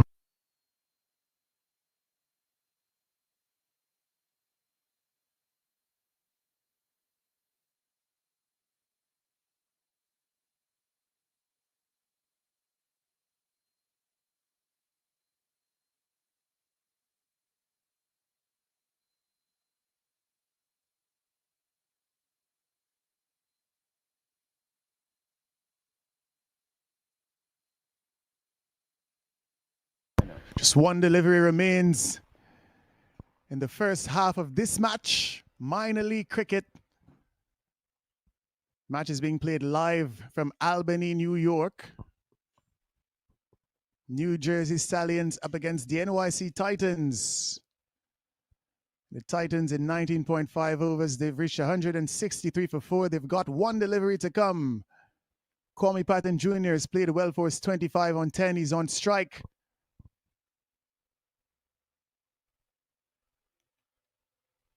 And he's bowled.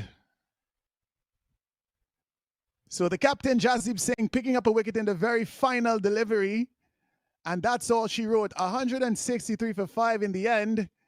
And the New Jersey Stallions will need 164 for victory.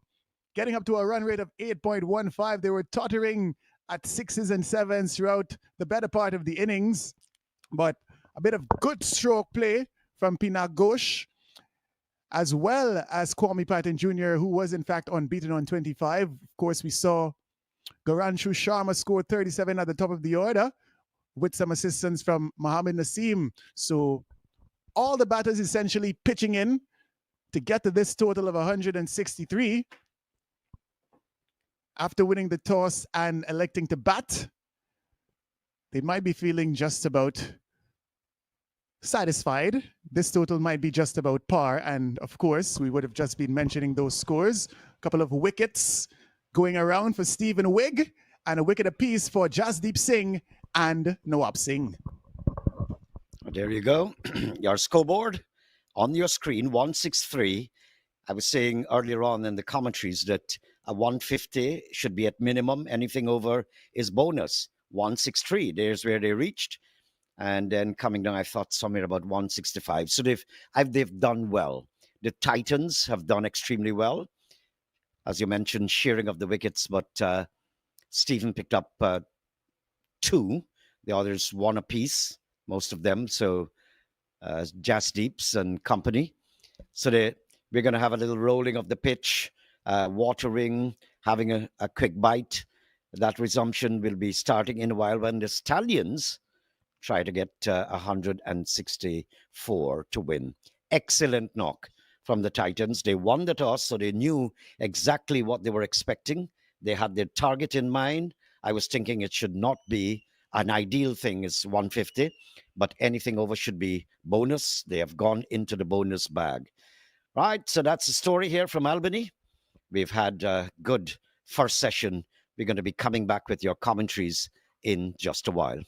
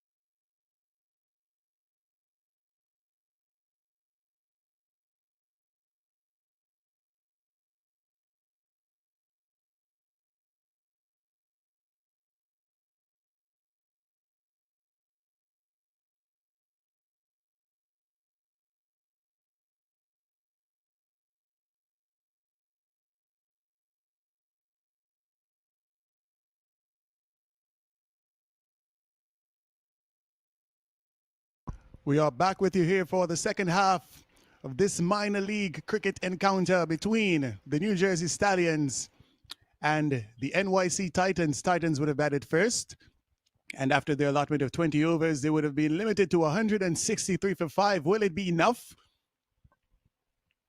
Got the opening bowler, Parveen Dul.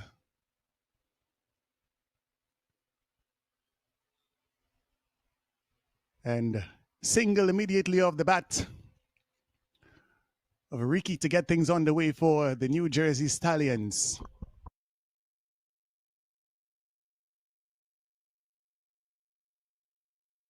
Dalvin Nebulator, it's always a privilege to be able to be in commentary.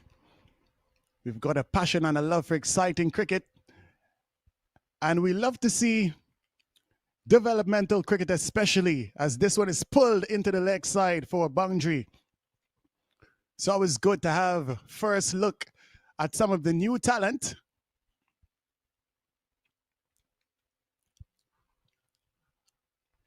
So many cricket going around and so many opportunities for young aspiring players to gravitate some attention towards themselves, even if not for the opportunity to represent at the international level. There are a lot of opportunities to be a part of different franchises these days and to earn a lucrative livelihood playing the sport of cricket.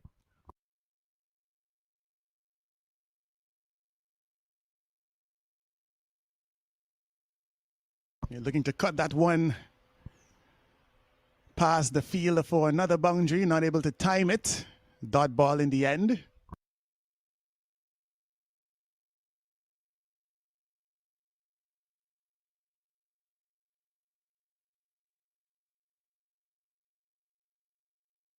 Decent start from Parveen Dul.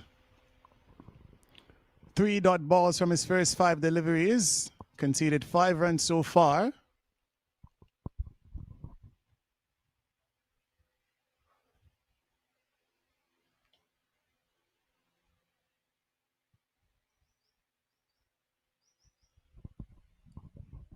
And this one beats the fielders inside the 30-yard circle on the offside into the boundary.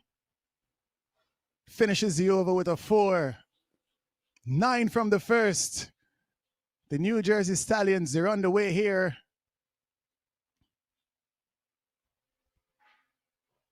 Looking to get a move on very quickly. They've started at 9 runs per over. After 1, the score is 9 without loss.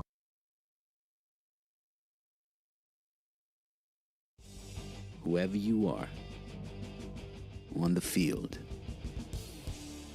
the dream is what drives us.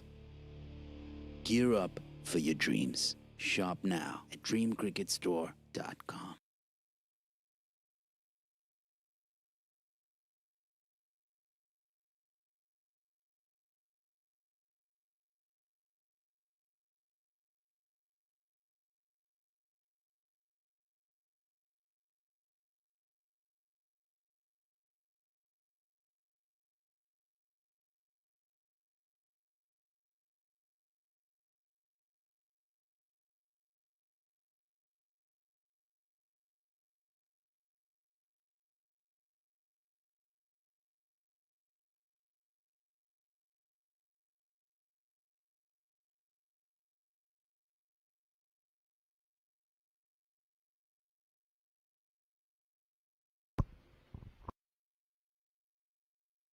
Disdainfully dispatched. What a greeting. Yeah, too short. Handsomely pulled away. And the New Jersey Stallions batters ultra aggressive inside of the power play. Dominic Ricky on 7 from 2. And his partner, Akshay Humraj, 8 from 5.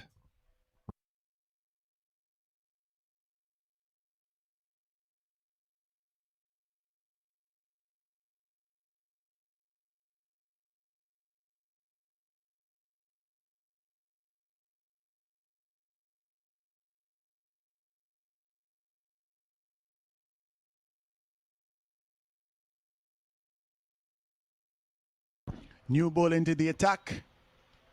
Chiranshu Bhatia. This one a bit too wide.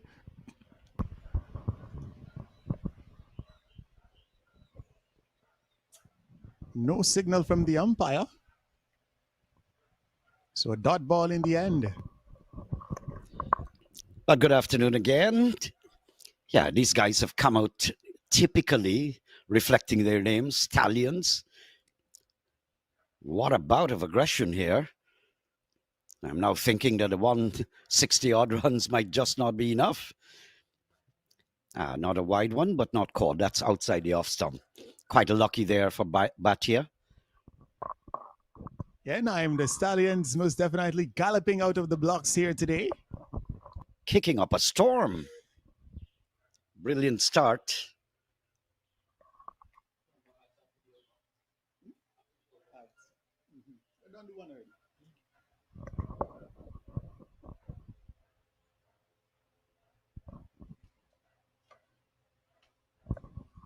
Well, Bhatia is trying to get legal deliveries by eking it out of the reach of Ricky.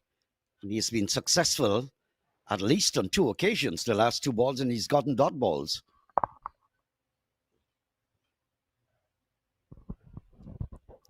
The Stallions have come out with revenge, required run rate 149 of 18.2. Did he get that? No, he didn't, Ricky. Not Ricky. Ricky didn't get it, but Bhatia didn't get the legal delivery. It was called a wide. So in trying to evade the batsman, he's just in the effort, just putting it a little too wide outside the off stump. I was wondering whether it might not just be a better idea to come round the wicket and slant it in that direction away from the batter, but within the legal lines. A bit too wide once again on this occasion. Searching for control is Bhatia. He's bowling to Dominic Ricky, who's going to be ultra aggressive, of course. This minor league match coming to you live from Albany, New York. The commentators are based in South America, in Guyana. And of course, Dominic Ricky, currently on strike, is a Guyanese-born American who's actually born in the ancient county of Berbice. Same place that the likes of Shimron Hetmeyer as they scamper for a quick single here.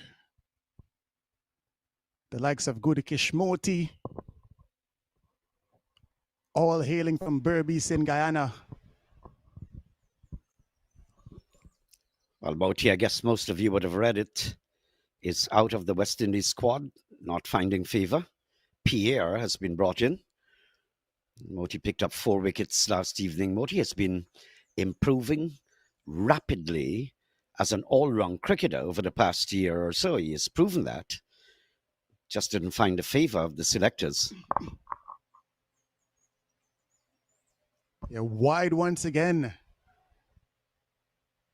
Yeah, I did read something about Moti's omission, Naim. In fact, we're going to get back to that after this over. 2 complete, 8 without loss. Whoever you are, on the field, the dream is what drives us. Gear up for your dreams. Shop now at dreamcricketstore.com.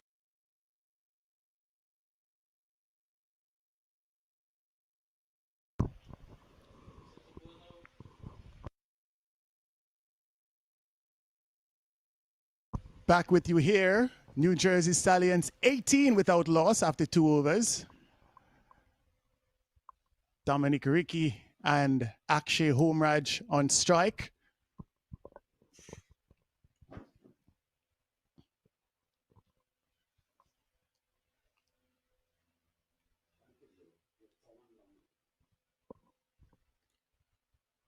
Parveen Dool once again starts with a wide.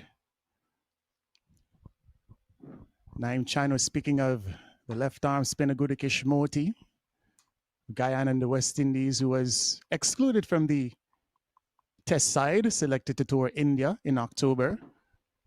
There have been reports that Moti was in fact arrested just based on the workloads expected for the upcoming white ball season.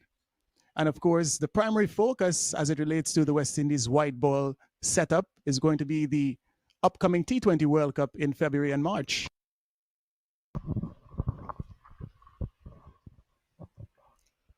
19 without loss. Splendid outfield. I just like this. Lush green, pretty smooth. Nice ecosystem in the background. This is tugged away. Gets the upper part of the bat, not in the middle. Sindul is not looking bad at all. He's been tying down these stallions. It's not easy to tie a stallion down. For some reason, he has managed.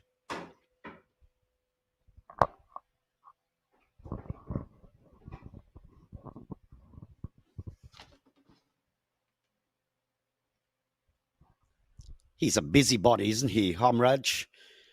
Just getting that away onto the onside. Gets a single, and that's the idea. They've got to keep this going. When they started off 164, they would have to get 143 off 17.2.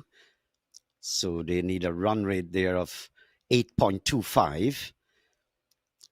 So now that they know their target, the Stallions, they can now adjust and tailor their response. That's the whole idea of batting second. If you win the toss and you elect to do that, it is because you're able to tailor that innings.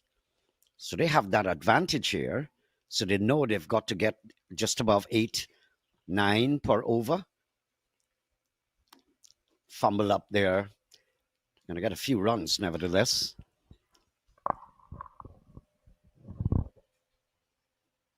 Yeah, this partnership of Dominic Ricky and Akshay Humraj accumulating 24 runs so far.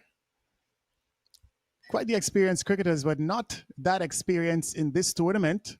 Humraj just 7 matches to his name with an average of 27 and just a solitary half century so far. Meanwhile, Dominic Ricky, senior most partner both in age and matches played. Of course, Ricky 32 and Humraj 29 years old. Dominic Ricky's already played 59 matches in the minor league with the highest of 71, inclusive of 5 half centuries, Naeem. But he looks pretty matured and like he knows what he's doing. I think I saw Hamraj play a game in Guyana with an overseas team.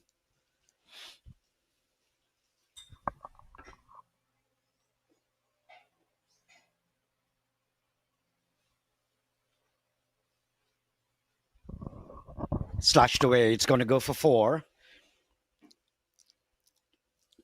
There we go. That little pump that you're seeing, spraying that water, you can have now an idea why this grass is so lush green. And I guess this is the very hot weather conditions. So just watering again. And now that's the replay we're seeing. That's right. The sprinkler system's designed to keep the outfield hydrated. Give us that lush green that is so pleasing to the eyes. Congratulations again to those people administering cricket to get all of this organized. Slashed away. Would that be going towards the boundary? Yes, it does. Good shot there from Ricky. In absolute command. The left foot's just placed outside that line of the off stick and a free-flowing bat. Yeah, Dominic Ricky looking quite pretty here in Albany. Striking it quite nicely. Looks to be a very good timer. Just told you he was actually born in Guyana in Berbice. Most Berbician batsmen are good timers, Naeem. That's why my timing has been pretty off. Ah, beautiful. Would that carry? Is it a catch? Yeah? No? Yeah, just coming around with our cameras just a little bit late, so I missed it. But Ricky is looking good, and he knows exactly what is required of the Stallions getting to that mark, that total 164. Nice windy afternoon. Slashed away. It's going to be picked up at backward point. Return rifled in. But the batsmen have been scampering these singles in good stead. They've been quite on target, aggressive with their running. I just like to see this because at this standard, some of them are playing in the major league, and many of them, they've been playing this game for a long time. I like to see good running, especially in this format. In the air, top edge there, catch taken, and Ricky goes for 20. Nice innings, but it's just a pity from the point of view of the Stallions that had come to an end so quickly because he was leading the charge. There the catch taken pretty easy. So wicket is tumbled, and so the Stallions galloping, but just a little bit setback here, losing Ricky there, and he's gone. So this is where, at this juncture, where the fielding side would have to take initiatives to just pressure, even if it's at the start of this response from the Stallions, to be as aggressive as possible while you have that available amount of runs at your disposal. So I would like to see a bit of aggression.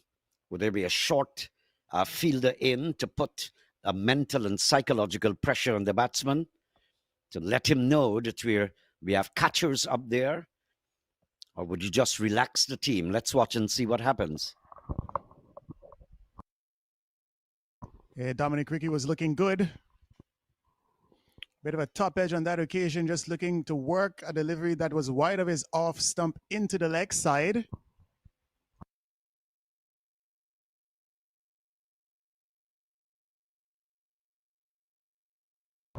Batty getting the breakthrough. He's fought back well. Struck for 2 boundaries earlier on in this over. Striking back in his 5th deliveries. 1 delivery to come in over number 4. And the new batsman, Siteja Mukamala.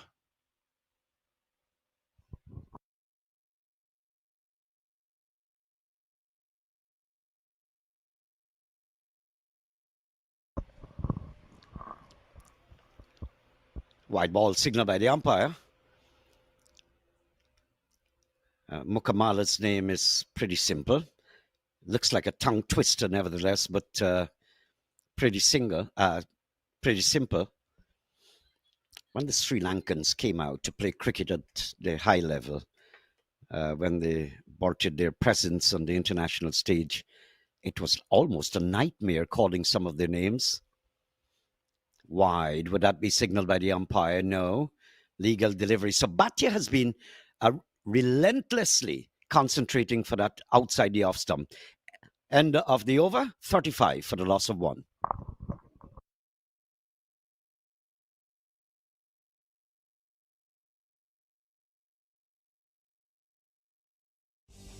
Whoever you are, on the field, the dream is what drives us. Gear up for your dreams. Shop now at dreamcricketstore.com.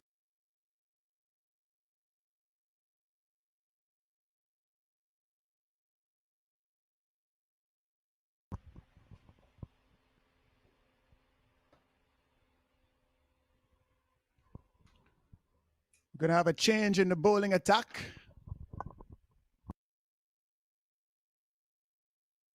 As a matter of fact, Parveen Dul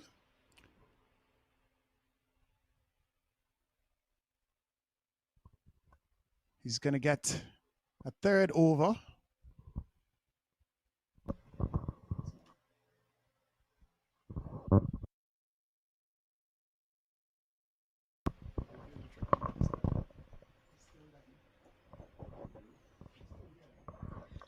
So I see that Duel is probably guilty of interfering with other people's property. He's got Kumar's jersey on, now cracked away, just a trifle short there. Hamraj not getting it, not placing it right. So they're going to get an extra run.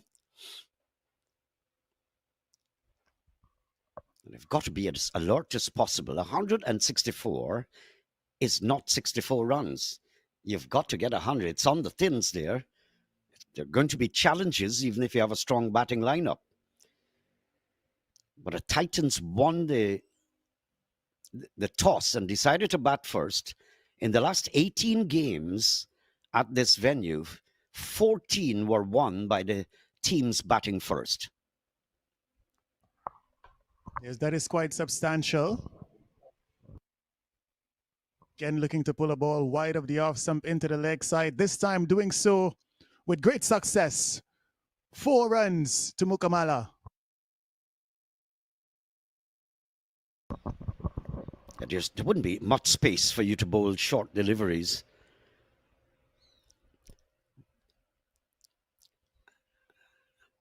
Lucky for them that they got to 163, the bowling side. But it should not be a giveaway. They've got to keep it as tight as possible.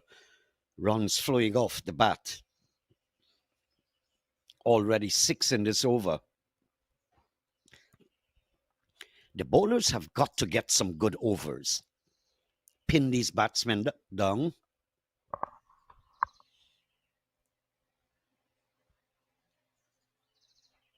Looking to go leg side once again. And just a bit of an edge. The ball trickling down the ground. And the single in the end. 5 overs have been completed. New Jersey Stallions in pursuit of 164. They are 42 for 1. Whoever you are, on the field, the dream is what drives us. Gear up for your dreams. Shop now at dreamcricketstore.com.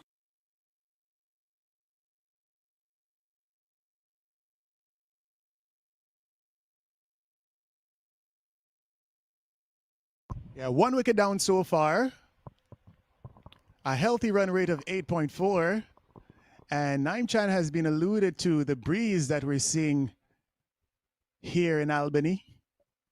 I'm wondering, as we think about the wicket that actually fell, not exactly sure how large the boundaries are these batters just looking to hit with the wind, even in attempting to hit balls wide of their off stump into the leg side? Is it a part of a plan? Quite possibly.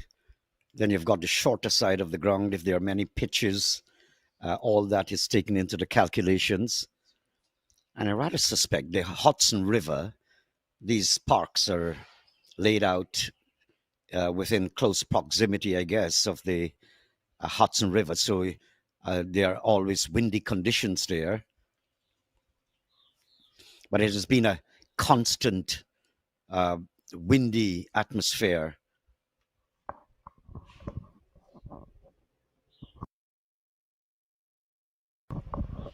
In the slot. And I think that's the maximum. Let's see if we can get a signal from the umpire. But Hamraj is a very busybody kind of youngster. And he got that one sweet in the slot. There it goes. Whoops. Straight over the top. Cow corner, clearing that mid-wicket boundary. Not giving the new bowler any time to settle.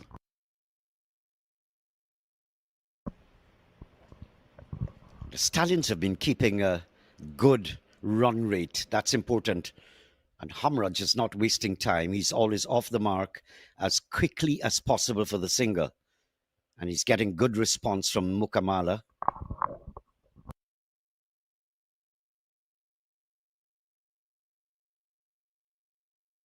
Keshav Raval into the attack for the first time today.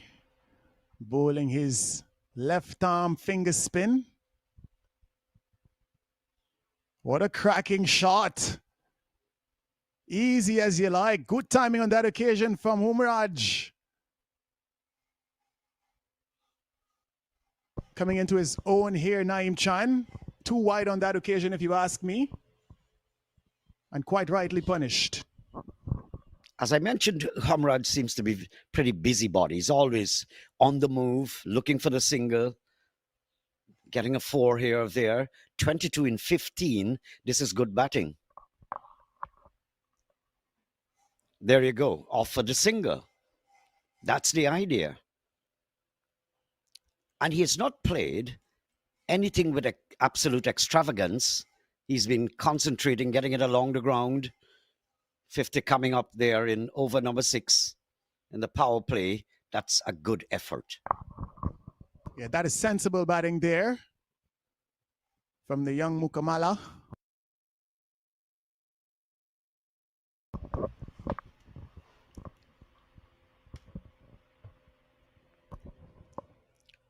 That one getting some height, and Mukamala on his toes, cracking it away. Beautiful. Against the backdrop of all those little nice ferns there in the background, lush green grass. What a picture it is. Just a trifle short. And the Stallions are running away. The good thing is that they're not losing wickets with consistency. They've lost just a solitary wicket, and that's extremely good. It's building up on a proper, exciting platform for the batters who are coming next. And a dot ball to finish up. 6 overs have now been completed. New Jersey Stallions 57 for 1.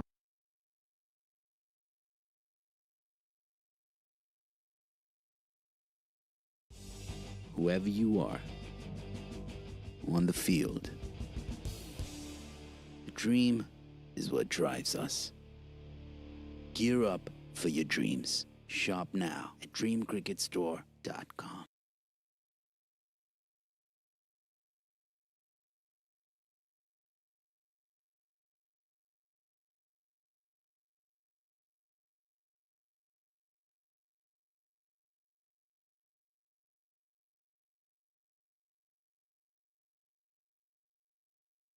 Good now.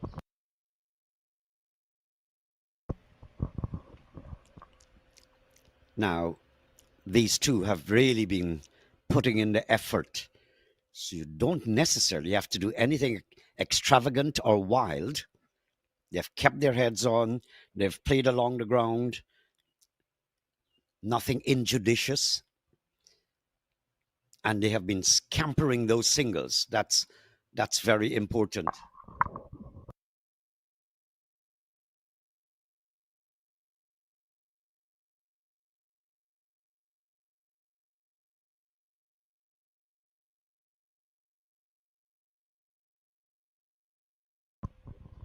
New bowler into the attack.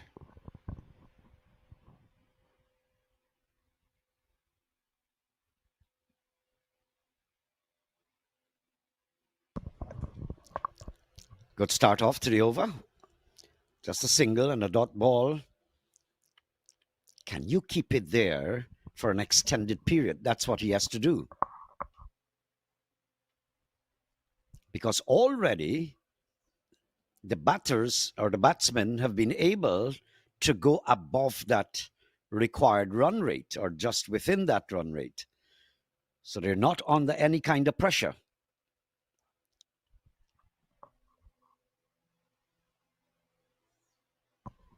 Yeah, and they're playing this phase quite nicely. We would have previously seen Chiranshu Bhatia. This here is Sahir Bhatia.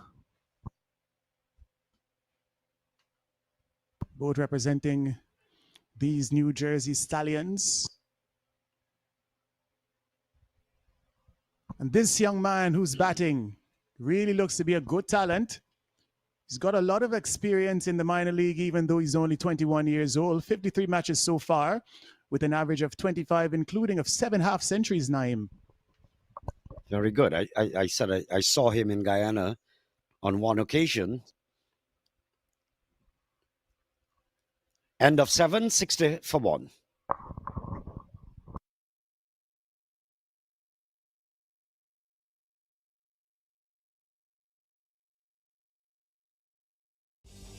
whoever you are on the field.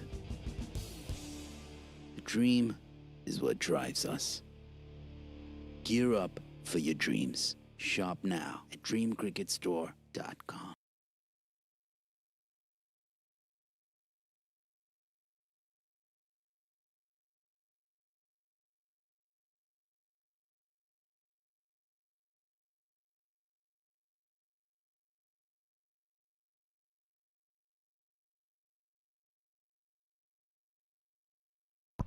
We're getting ready for over number 8.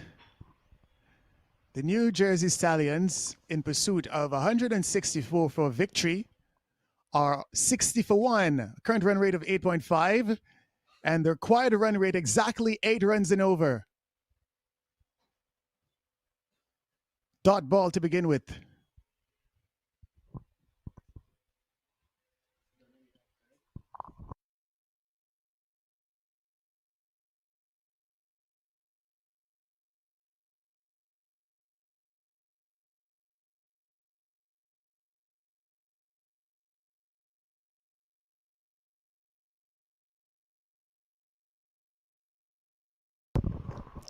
It's always so important at this level and format to think about the word platform. And platform, you must visualize that you're not losing many wickets. So you're laying the platform, kind of foundation, for the others who are coming in. You're not putting them on the unnecessary stress and pressure. And that's what these two are doing. They're keeping their wickets intact by playing sensibly and still keeping the scoreboard going. Absolutely nice approach here. I think we've seen good cricket so far from the Titans and now the Stallions.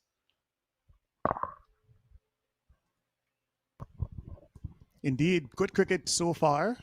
Competitive cricket. You know, if the batters are unable to score fluently, it's not all because of poor stroke play.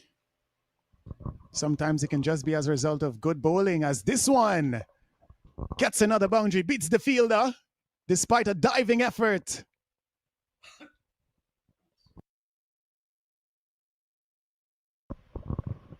Responsible batting. That was quite nice, short and pretty slow as well, giving Hamraj a year and a day, a few weeks and days to negotiate that shot.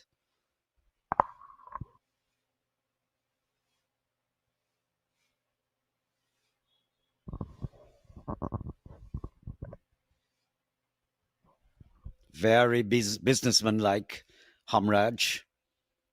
Always behind, always trying to get a single. Now they've eked out 2. This is brilliant. Good response. Yeah, excellent running between the wickets. A test to your fitness. A lot of coaches, a lot of good cricketers will tell you when you can't find the boundaries, you've got to keep the scoreboard ticking. You've got to run hard between the wickets. This one, he's going down the ground. Fielder settles. And he takes the catch. So not enough on that one in the end. Did have the right intention to go down the ground, just not out of the middle. And as easy as you like, safe pair of hands on the boundary. Keshav Raval striking in his last delivery of his second over. And now the New Jersey Stallions have slipped to 66 for 2. Good knock though from Hamraj. Businesslike. 23 balls, 31 in any circumstance. Early in the innings, he did, I think, what was required of him to do, which is retain your wicket as long as possible in the construction effort of your innings and your platform, so that you're not putting unnecessary pressure on the others who are coming in after you. I think he's done that. 66 for 2. You should not be in comfort zone the batting side, Ronaldo and that's Kumakala, should continue with the same trend that we'd seen so far. They should continue in that way, that vein, keep the wickets, but keep the scoreboard going. That's all you have to do in these circumstances. And they have been doing it.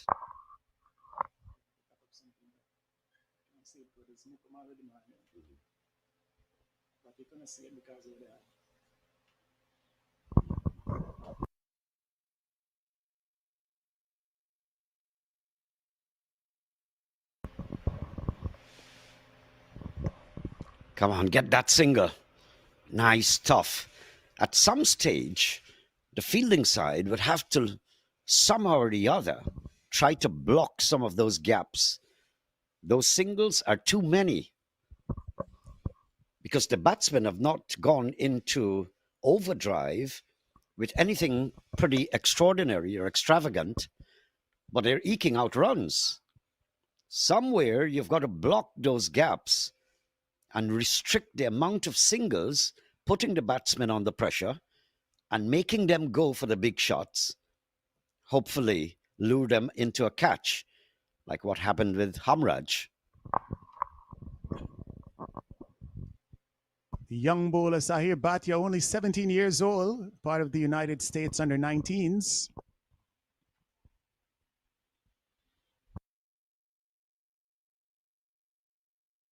And well bowled once again. Looks to have decent control about him. He's into second over, just conceded the 4 runs so far. And again, he's only 17 years old, playing in the minor league, looking to establish himself. Dot ball once again. Well, my understanding is that the minor league has been designed to feed the major league. So you've got to have some concentration of young players.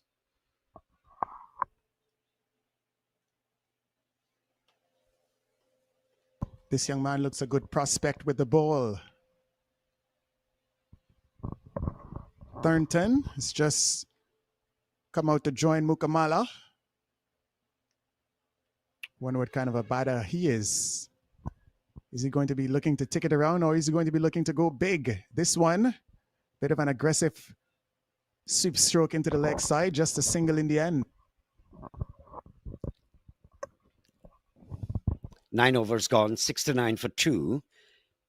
I see little Bhatia, 17 years old, is bowling with his sunglasses. I know it's probably a designer glass, but I've grown up in an era, maybe it's bad for me, because those things seem to distract you unless you have some sort of an eye condition. And if you have an eye condition, really speaking, you shouldn't be playing cricket. So I like to see the naked face. We had seen 1 or 2 bowlers bowling with caps on. I didn't like that also in my time describing this game. And somewhere or the other, with your head moving, the movement of your head coinciding in collaboration with your movement of your body and the twitching at the delivery stride of your shoulders going side on, in my opinion, these designer stuff could be at a little disadvantage. So it's not that you have to do that. You can wear your glasses, but if you know bowl good, at 17, it will affect your future. Got to get this right. So we're keeping an eye out for Bhatia. I'm just wondering, Naeem, just based on what I would have seen and what I would observed as it relates to persons who choose to wear sunglasses while competing. In cricket, we see Akil Hussain bowl in his sunglasses. We've seen Brian Lara bat with sunglasses. So I'm wondering, maybe Bhatia just has a bit of Trinidadian in him. Well, probably it's tested and, but there was so much talk. I was talking with an ophthalmologist about Brian Lara, and they seemed to have felt that he had this infection or disease of the eye called tedium. But like tedium really helped Lara. because after that he piled on 500 not out, 400 not out, all the majestic scores. Turned into the onside quick single. Ronaldo has not been getting the strike as much as he likes, but Mukamala is doing quite a fine job. 13 from 13, it's going good. Required run rate, nevertheless, you have to keep going, but see to bring that down. So you're not putting pressure on those batsmen to come.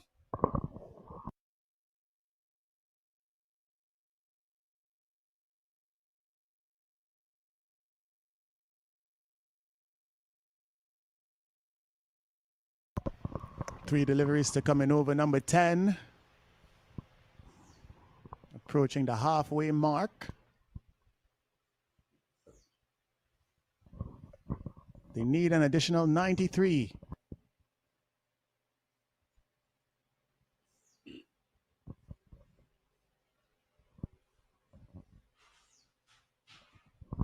Just coming back to the designer stuff. It is okay, I'm saying, if you want to wear them, but you better bowl good because you're going to be bombarded. Akil Hussain has proved his substance. Brian Lara has proved his batting prowess. So don't try doing it for style. Down the ground, Ronaldo gets into action. There's the umpire's signal now. Maximum there. Just pitched up a little too much in the sweet spot. And Ronaldo getting into the act. Yeah, no trouble there. Lifting strike in the slot from Raval. Disappointed in himself.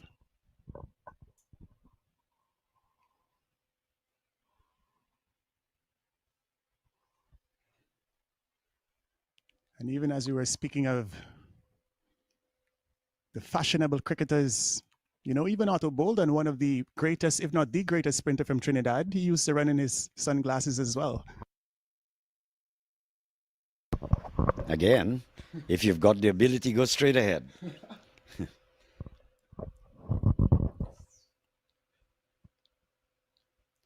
Some runs here.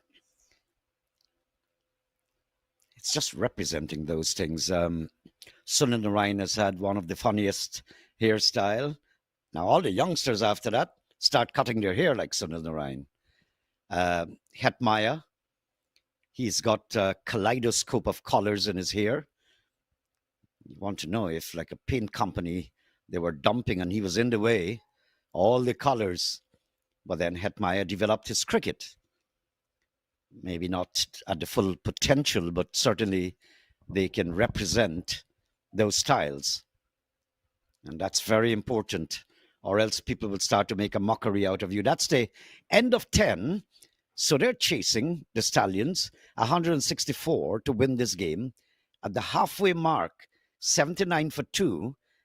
We'd call that a safe journey if we can.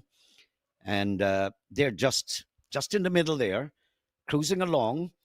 But it's important that they don't lose wickets in this fight back. That's important. So the mainstay batsmen are up from there, but they must continue to keep the scoreboard ticking. So halfway mark, you got the scores there, 79 for 2 chasing 164. They're going to have a strategic timeout, and so are we.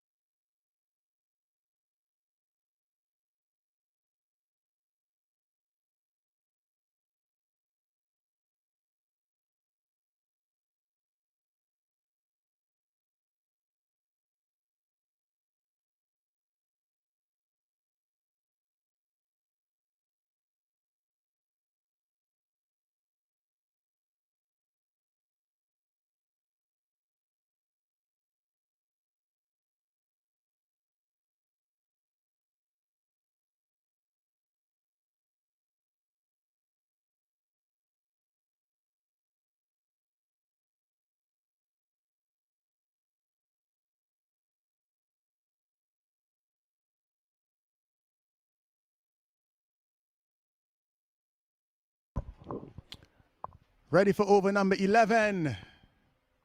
In comes Bhatia and he's driven down the ground. Fielder comes around and they pick up 2.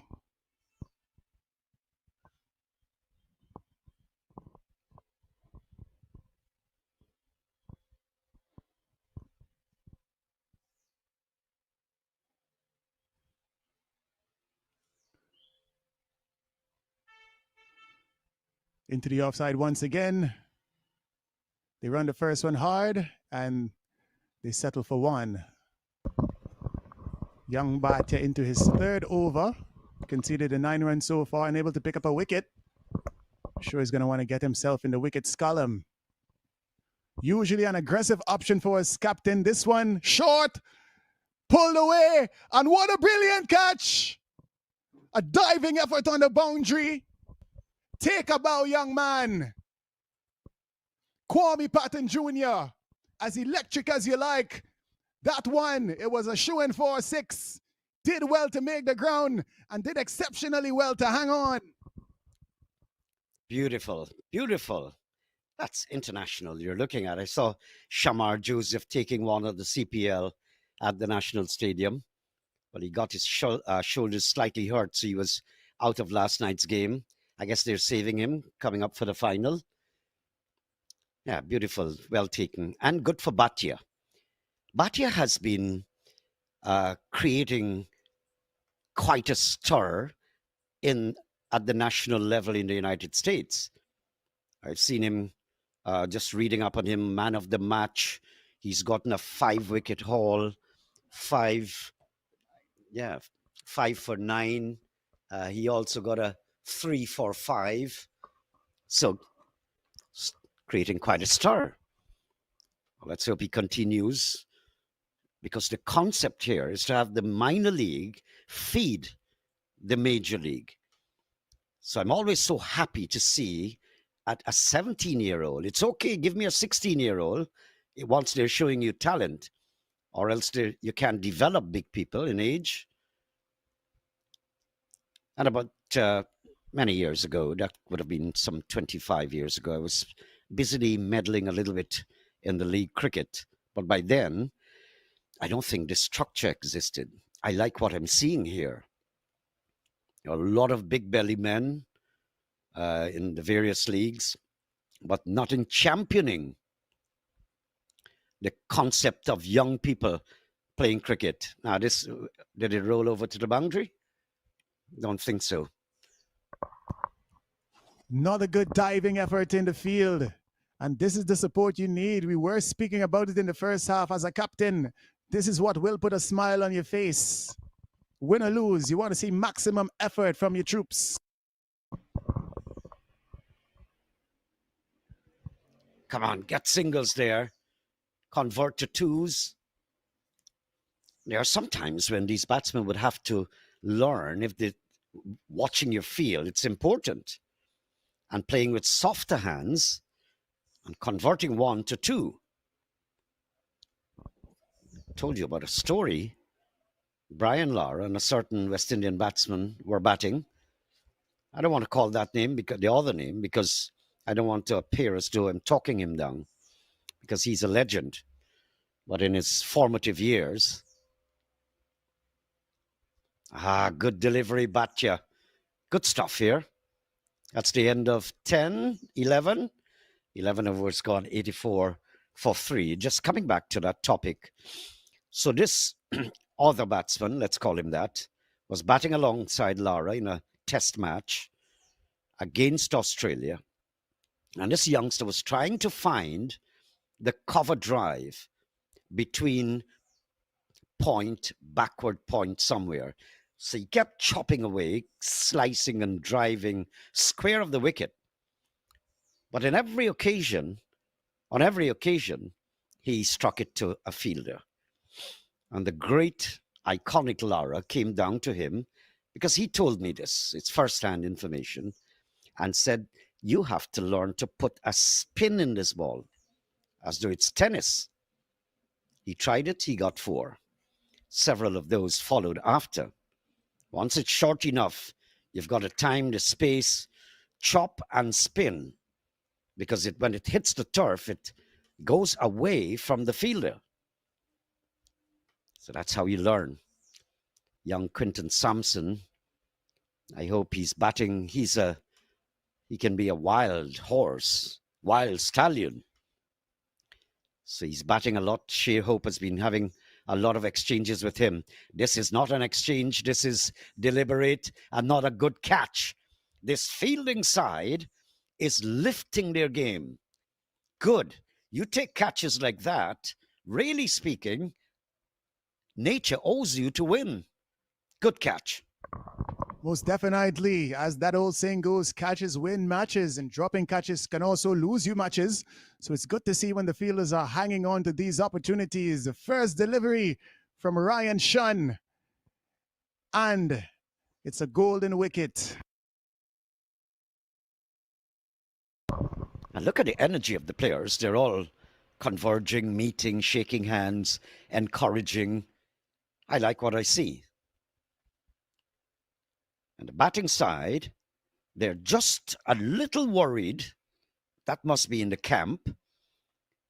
Hailing up their batters, the new one coming out. Listen, I want you to stay there as far as possible. Try to avoid dot balls, but try to keep your wicket. You've got to run more when you're under pressure. Get that score going up with a lot of singles. The loose balls will come. You can take advantage of that. But it's not unnecessarily getting out. Yeah, and previously in this innings, we would have seen the required run rate be exactly 8, while the Stallions were scoring in excess of 8. Now their run rate has slipped to 7.5, and the required run rate has escalated to in excess of 9, Naim Chan. So what's the bad issue is that, okay, the run rate is 9.06, the required run rate. The problem is that the batting side, the Stallions, are outing one by one.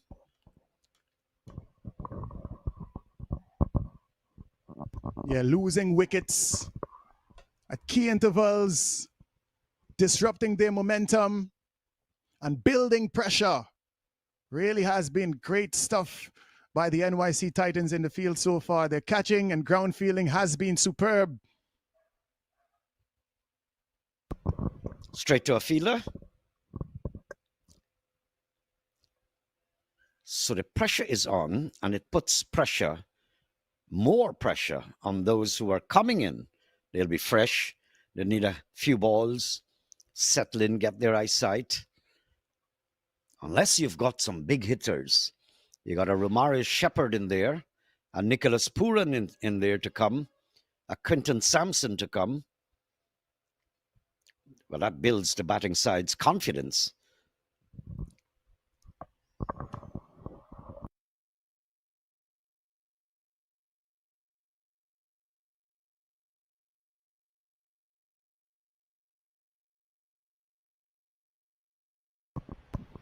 Three deliveries in over number 12. An over that would have already produced 1 wicket and a solitary run so far.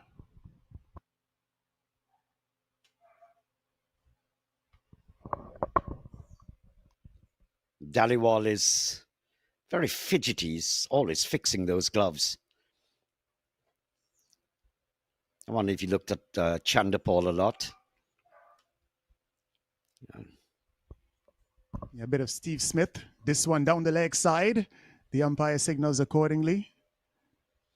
The first ill-directed delivery we would have seen from Ryan Shun so far. Someone said to me, that's in Chandapal's young age and his career.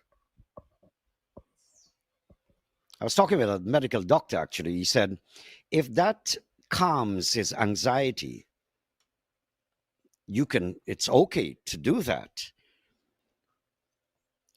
Hunch your testicles a little bit, punch your tummy, twist your cap, put it back straight, loose the mittens, tighten it back.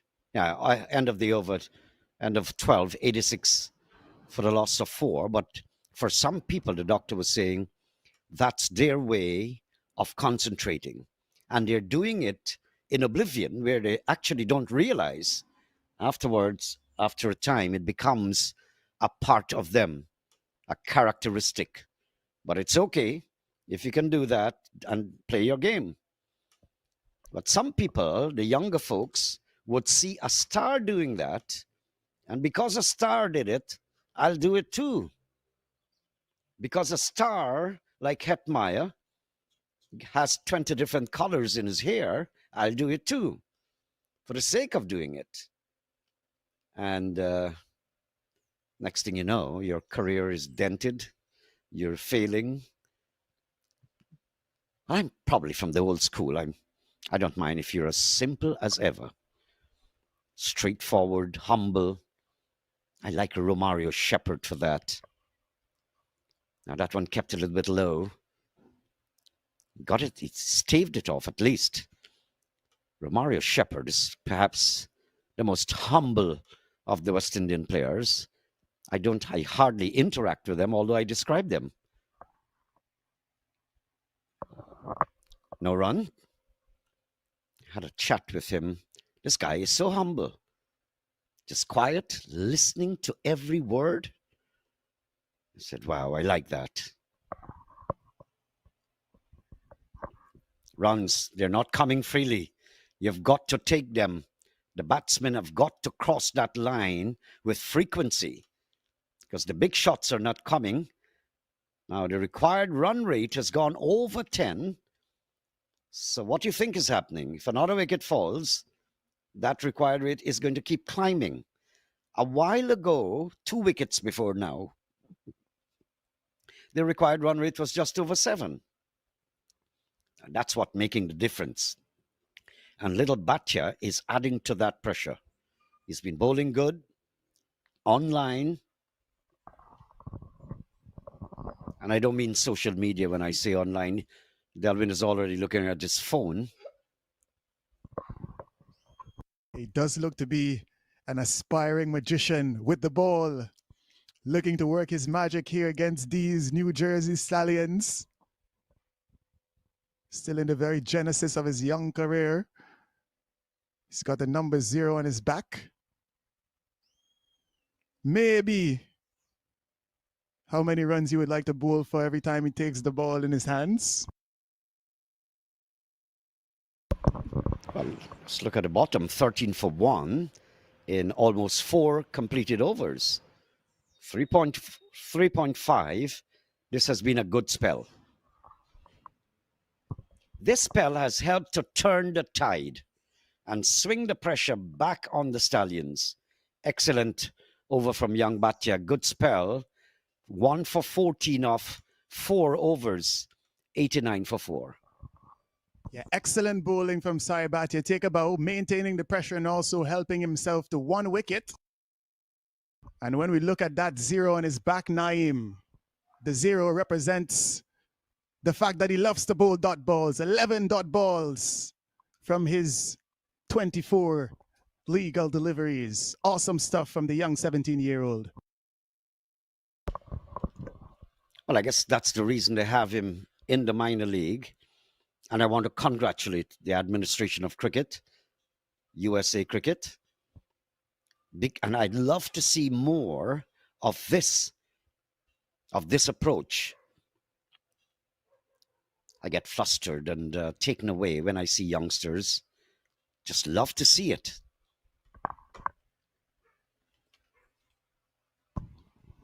Push down to fielder on the onside, mid-wicket area. The captain, Jasdeep Singh. He's now come out to partner Manveer Dhaliwal. They require 74 at a run of 10.83, a run rate required that is in excess of 10 at this stage, Naeem. Very, very tall ask, if I can tell you that. Come on, singles, twos. Learn to play with softer hands sometimes when these fielders are all the way down to the boundary. There's so much you learn while going through your career, on the way appears. You interact, rub shoulders. I'd love for little Batya to talk with Sunil Narayan, ask questions. Now, this one is down the ground. Is that a catch? No. Well, he took the catch and then flung the ball back to save it from getting a six, and then it rolled towards the boundary. Good work, though, nevertheless. That's excellent thinking. There you go. It's just that the man standing by was a little too far. Ah, good cricket. Good work by the initial fielder. His supporting cast not quite able to complete the play. So still a boundary in the end. This one is over extra cover. Will it travel? It does. It's a maximum. Well played, Jasdeep Singh. Well, I tell you what, they need a few overs like that. Because they're lagging behind, you need 1, 2, maybe 3 big overs. And everything is going to fall into place. Can you get it? That's the issue. The 100 has come up.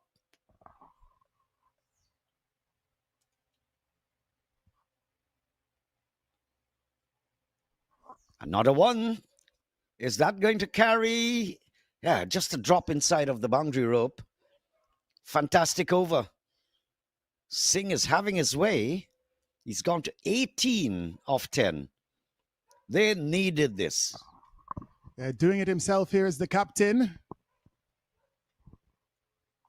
They started this over acquiring in excess of 10. He's now brought that down in a matter of 5 balls to 9.5.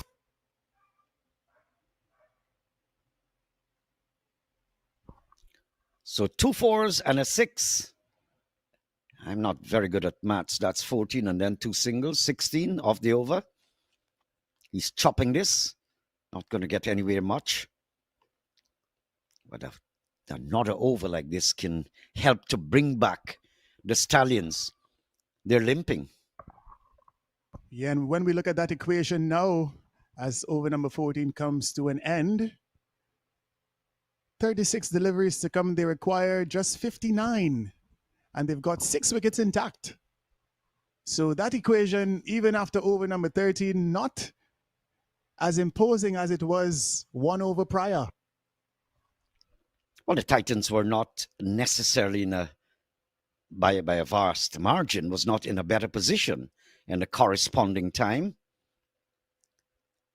So it's not like impossible, but another over or 2 like that, bringing up 16 runs. You have another 2 like that, you're back in action, where you don't have to take a lot of chances and risks.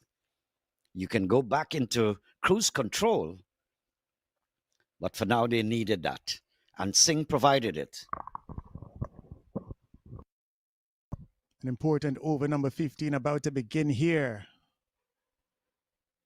Keshav Raval is entrusted with the ball. He will be completing his spell in for his 4th over. 1 wicket for 31 runs so far. A bit expensive, going at 10.3.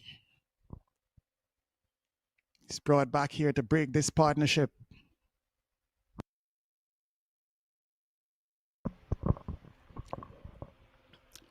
But I think Raval should count himself lucky that he's been recalled.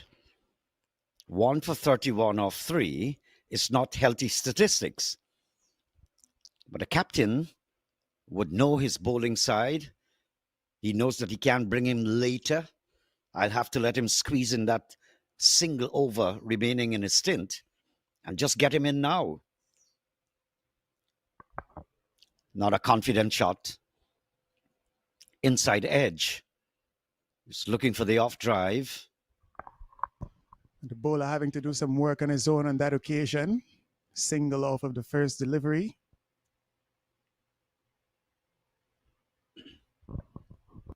Captain back on strike. And as I linger on American cricket, I would really like for the education system to get involved. I get the cricket administration will have to just implore the education system down the ground. Let's wait and see how much they'll get. There's a man deep. But if you can get the education system, especially in the sunny territories of the United States, to get school cricket, where you can scout them and take them, you have absolutely no future with 30-year-olds and 40-year-old. They come to stabilize, share knowledge, but slowly and gradually. I think Cricket USA has been doing their work. The structure is definitely better. The grounds and facilities are better. Now look at that. Lush green, manicured. Swept away, leg side. Raval must have a reason why he's down that leg side. Is it a catch he's setting up for? A sweep?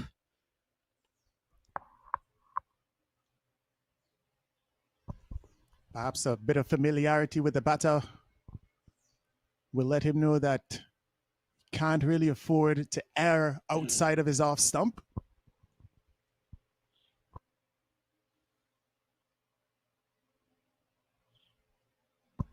And this one has been dispatched for a maximum.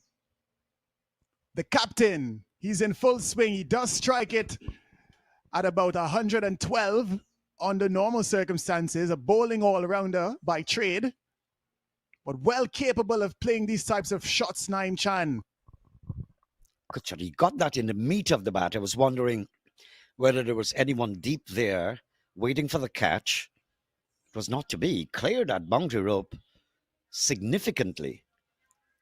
And I was just about to say that Raval could count himself lucky before that six was struck, that only 3 singles came off his final over. Now he's back to square one, 1 for 40. That's right. Started well, 3 singles. 6 off of the 4th delivery has officially spoiled the over. He's still got 2 deliveries to come. Singh will be looking to go again.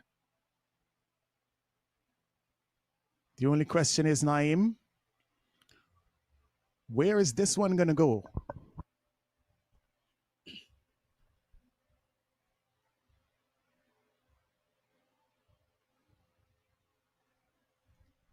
Raval is trying to push it through as much as possible. Those flighted deliveries, they make contact with you. If they're in defensive mode, the batter, then you have all the right to give it a flight as much as possible and lure. But if they're in aggression mode, that's it. Getting the ball to be legal. I think that was quite a smart over there from Raval to bring his bowling stint to a close. 15 overs gone, 114. The important thing for the batting side here is if they can keep those wickets intact and just keep fighting. Look at the required rate. It's gone up back to 10. You don't need 10, but you don't need to lose wickets. And so, in a nutshell, I think I can only describe this game as very competitive. They have played good cricket. There was not an instance where one side was galloping away. You know, it has been good. I think the Titans put up a good fight, ending up on a decent score, 163. And then the Stallions started off pretty nice, but then they've lost 4 wickets now. So they need to keep those wickets intact and still keep the scoreboard going, even in slow motion. And this game of cricket really does offer a bit of injustice sometimes for a bowler. When we look at this previous over from Keshav Raval, we can acknowledge that it's just about 1 bad ball. It ended up going for 9. 3 singles up front, 2 dot balls at the end. Just 1 maximum of the over. And yet, you're going at almost 10s, as a matter of fact, for his entire spell. That's exactly where he will remain. Exactly 10 runs per over. And sometimes when you're so expensive, it would be better if you had gotten 2 or 3 wickets. I mean, you still would have justified giving away all those courtesies, 40 runs. It's not ideal, but the captain would know exactly his artillery, how much ammunition is left in the box.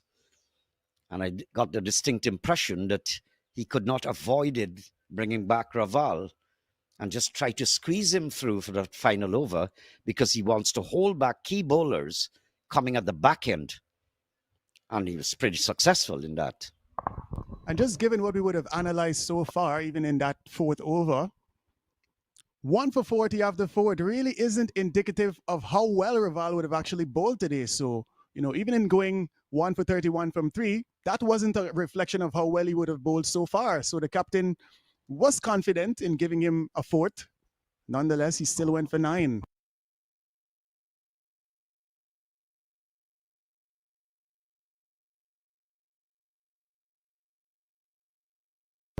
In the air, but safe.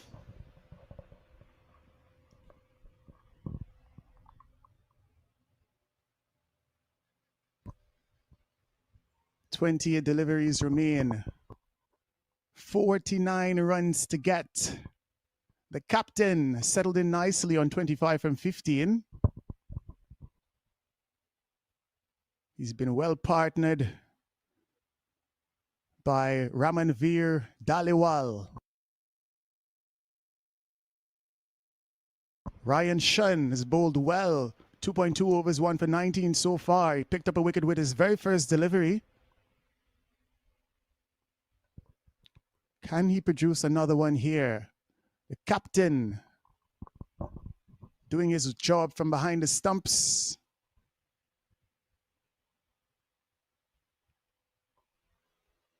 Jaladua leading these Titans.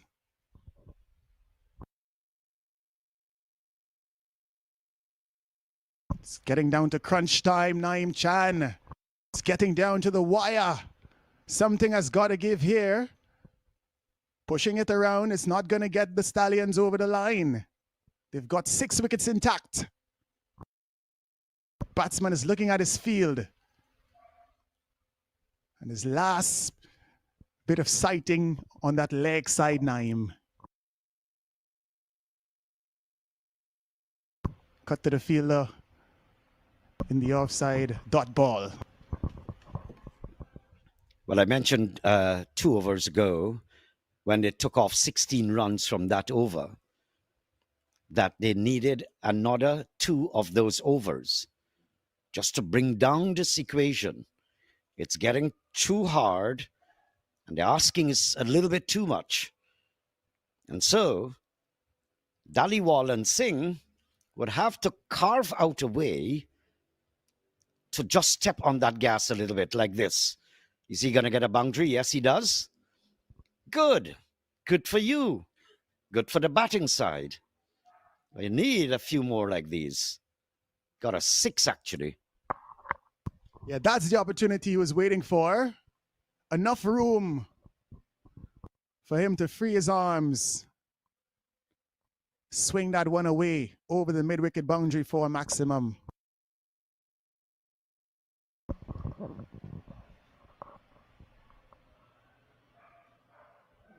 Bit of the camera personnel perhaps in the line of fire on that occasion.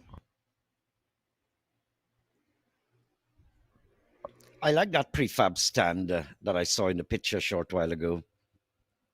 Metal. I guess they can't use wood because of weather conditions. May not stand up that long unless you send to my home country, Guyana, or some of ours. Green Heart. The more the rain beats it on in, the stronger it gets.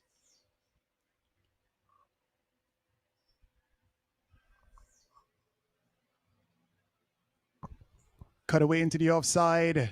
Just a single. End of over number 16. New Jersey Stallions 1, 2, 3 for 4. Very competitive match.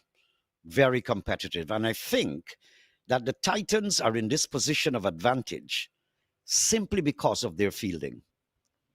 But of course, they batted first to lay that score 163 for 5 in their allotted 20 overs. But their fielding has been exemplary. They have taken at least 2 excellent catches that in normal circumstances may have gone over the boundary ropes. So good fielding, and that's what it does for you. It has paid dividends and put the Stallions on the pressure that the asking rate keeps climbing all the time. Yeah, most definitely, Naeem. That catch on the boundary by Kwame Patton to dismiss Mukamala. It really was a bit of brilliance. Also seen another excellent deep catch.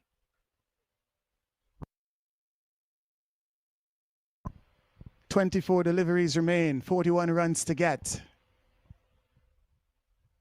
Balanced contest even at this stage. Stallions have 6 wickets in the hut. But the momentum is with the fielding side.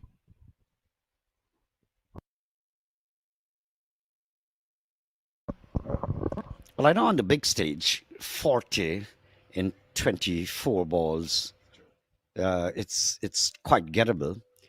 But that's if you have the artillery, Nicky Puran, Kyron Pollard, and now Quinton Sampson.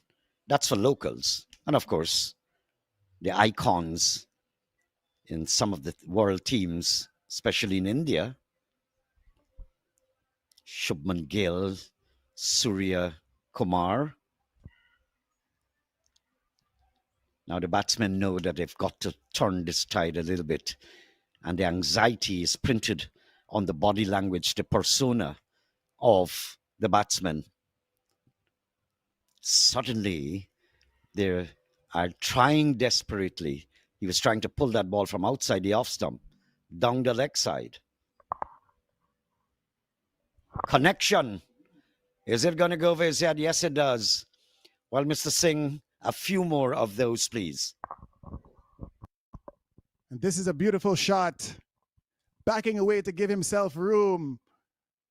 And a handsome 6 over extra cover. Those aren't easy. Takes a lot of good batting talent to execute a shot like that.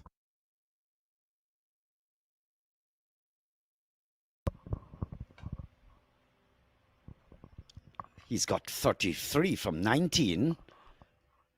Good enterprising innings here.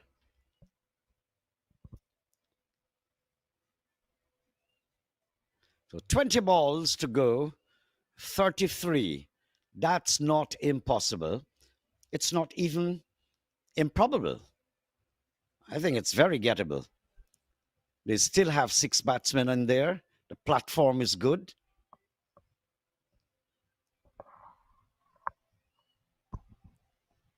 Yeah, Naim, this equation really does look to be in favor of the batting side at this stage on paper. That's, of course, if another wicket doesn't go down, put pressure on a new batsman. Down the ground and the field is unable to save it. 4 runs. The 17th over has come to an end. What a masterful stroke this is. I don't think that was the best effort. And that fielder has destroyed the reputation of the Titans fielding in this match. I think he was pretty close to that ball. He's young, he's athletic, lots of energy. Get around there. I see actually like it passed very close to his hands, but he wasn't at full acceleration. Oh, but he can't do all and everything. Excellent. So it got away for 4. Good for the batting side. 29 of 18. I'm sure Naim Chan will be happy with that last stroke from Daliwal.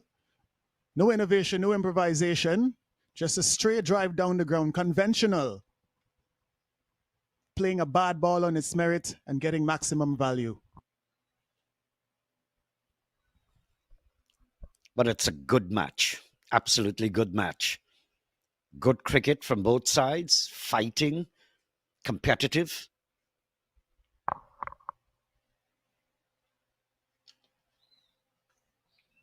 We're going to have some more now from Chiran Shubatia. Tool was 1 for 20 so far, also going at 10 runs and over. Not ideal. However, it helps when you have made your mark in that wicket column.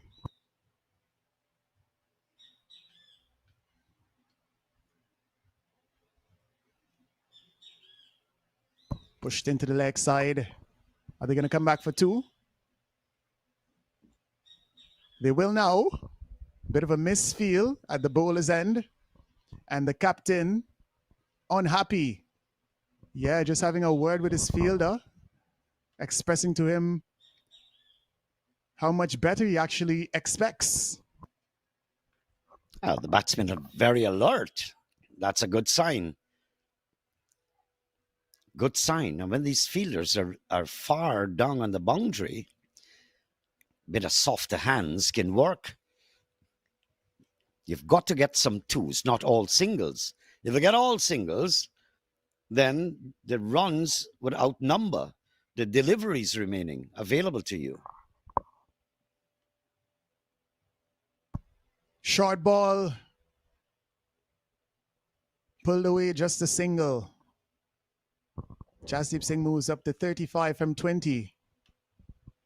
Leading this side. He's done so quite well so far today.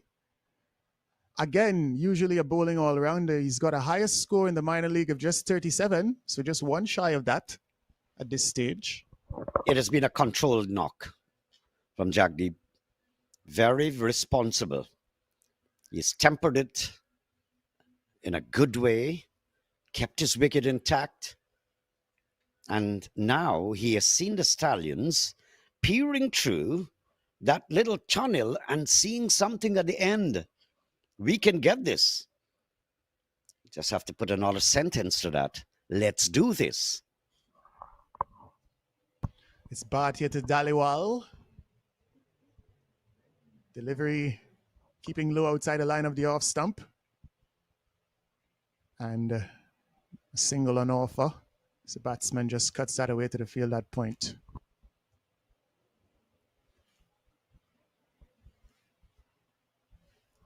The amount of technicalities that has developed in the strategies of this game as it evolved over the years, coming on the now has stolen all the limelight from Test cricket and ODIs.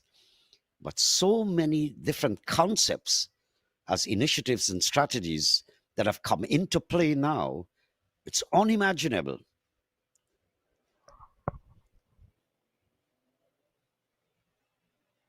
Short ball into the surface. The fielder settles. And Bhatia gets the breakthrough. It's the skipper, Jasdeep Singh. He's got to go. The short ball working to good effect. Looks to just have fallen for that trap there, Naeem Chan. Well, first of all, it was high, just about shoulder height. And the thing is, it was outside the off stump. He was not in position for the hook shot. And that's why he got it on the upper part and ricocheted, ballooned into the air, and made a catch available. But he was absolutely not in position for that shot. The ball was outside the line of the off stump. And so he was trying to pull it down the leg side from outside the off stick at that height. Couldn't work. That's what you love to see in a cricket match. Both sides trading haymakers in this, the final stage of the innings. Just 25 runs to get. Careful when you're saying just 25 because the available balls are going down all the while.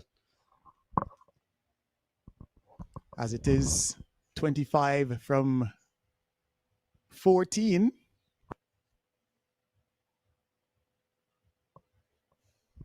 Beautiful conditions for cricket.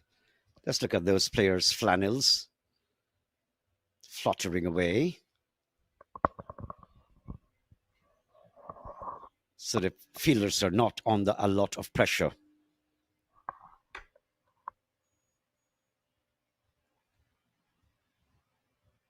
In comes Anirudh Emmanuel. One of the all-rounders in this side. Didn't have the best day with the ball. What can he produce with the bat?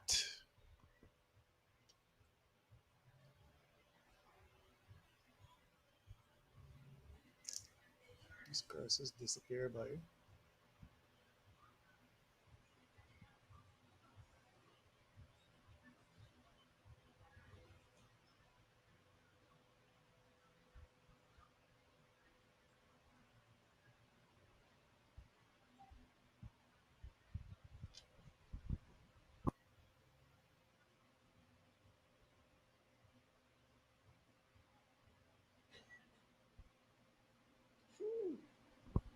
What's that? It gives me the impression it was a slower ball.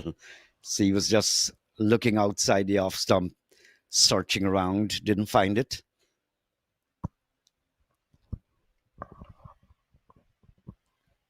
Pulled away into the leg side.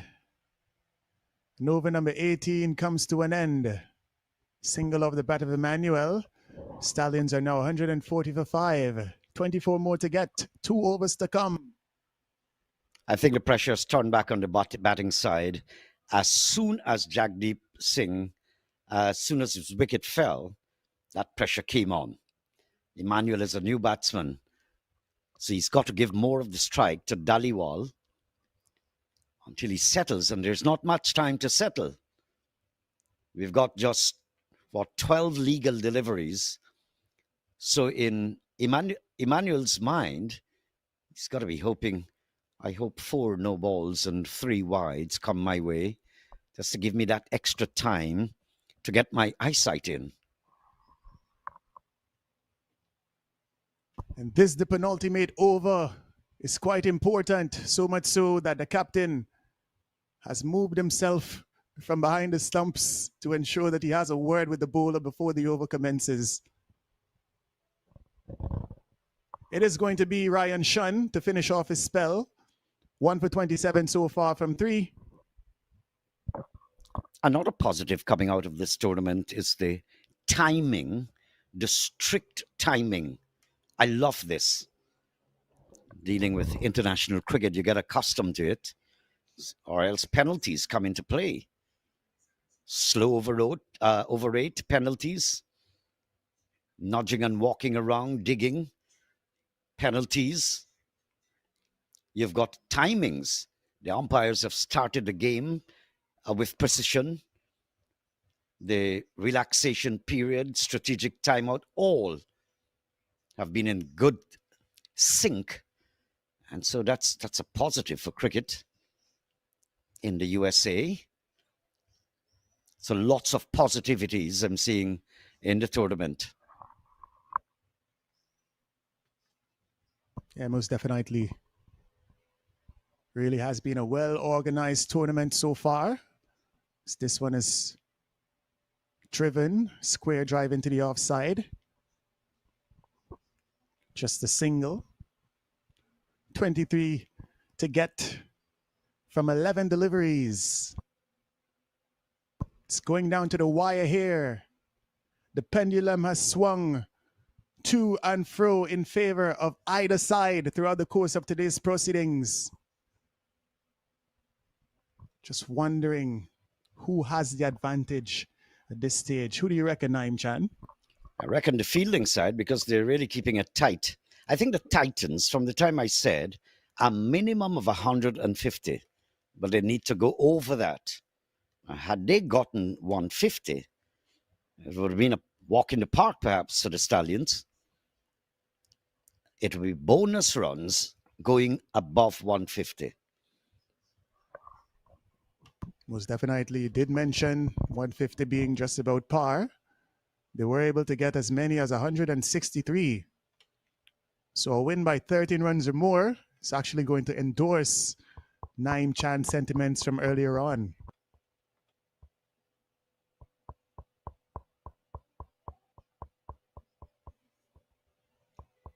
Two deliveries in over number 19.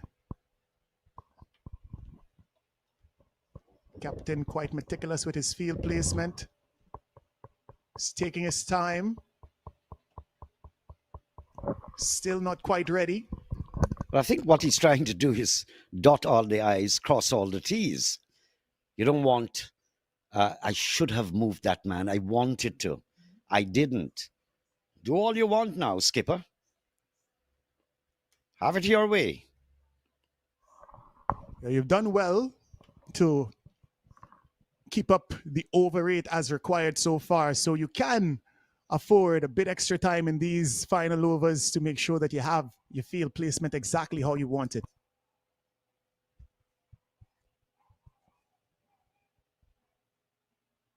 This looks to be a plan. After taking so long to set this field, Ryan Shun just bordering that demarcated line, and the umpire saying that he might have just breached, signaling wide accordingly.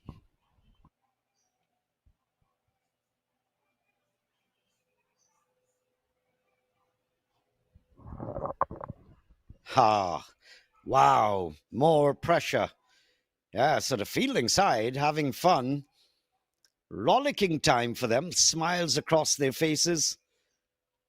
Straight into the hands of that man. But I think he moved well, the fielder, and got into position early. The ball was not full-blooded driven, so it was in the air, gave him sufficient time to settle under that. And that is a plan coming into fruition quite nicely. Prior to this wicket, Naeem Chan, we were speaking extensively about how long the captain was actually taking to set his field.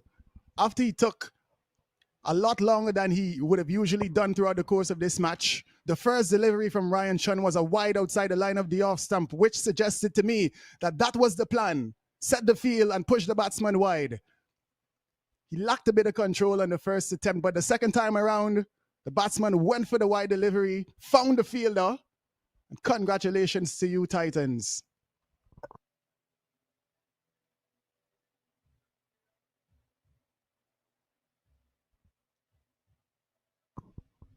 This is why we love cricket. It really is a thinking game. A lot of batters in the modern game back themselves to clear fielders. You know, a lot of big hitters, Naeem Chan, they're going to tell you they don't look at the fielders because you can't set a field for a shot that's going to end up in the stands. So they back the power. I reckon the batsman would have just believed that he had the ability to clear that fielder, but not making enough connection.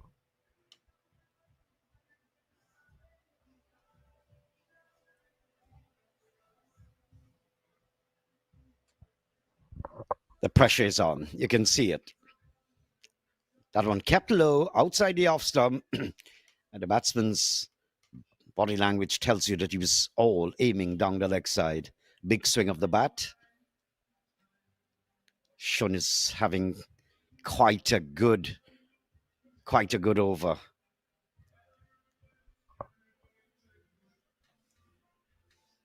Stephen Wigg requires 21 from 8 deliveries.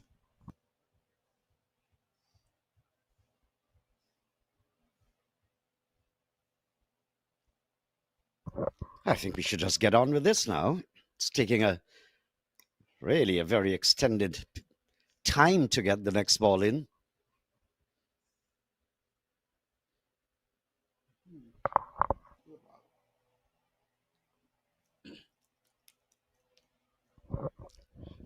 Shun is having the last smile here.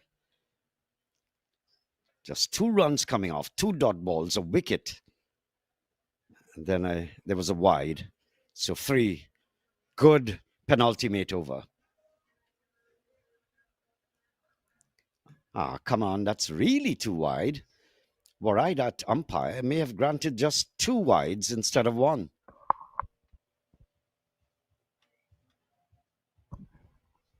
And at the moment, Chiranshu Bhatia is going to be hoping that this delivery can be bowled without conceding a boundary or a maximum to give himself as many runs to defend. He's not that fortunate. Hoisted for 6 over mid-wicket, which means Chiran Shubatia is going to have to defend 14 runs in the final over when he comes to bowl. They need a little more like that. It's coming, but it's coming a bit late. Optimism builds a little bit on the Stallion side and the camp. But can these two men squeeze that 14 runs from one over? They have not been displaying the kind of appetite like they can do that. Competence.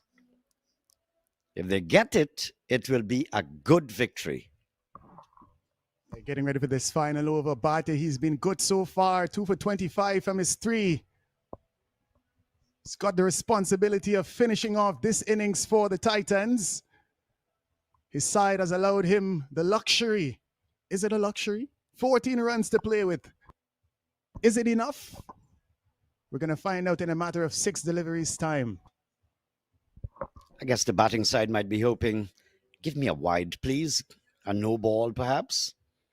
Get some extra runs and a free hit.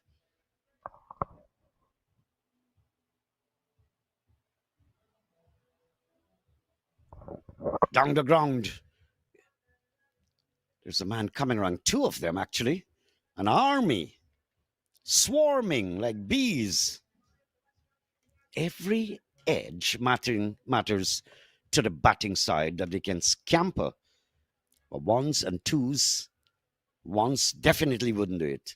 Twos can come close and then get a loose ball. A boundary will be fantastic. A 6, a maximum, better yet.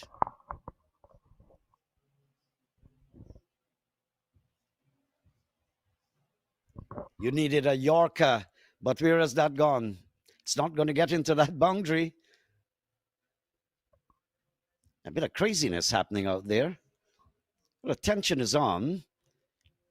2 balls gone. So we've got 4 balls, 10 runs required.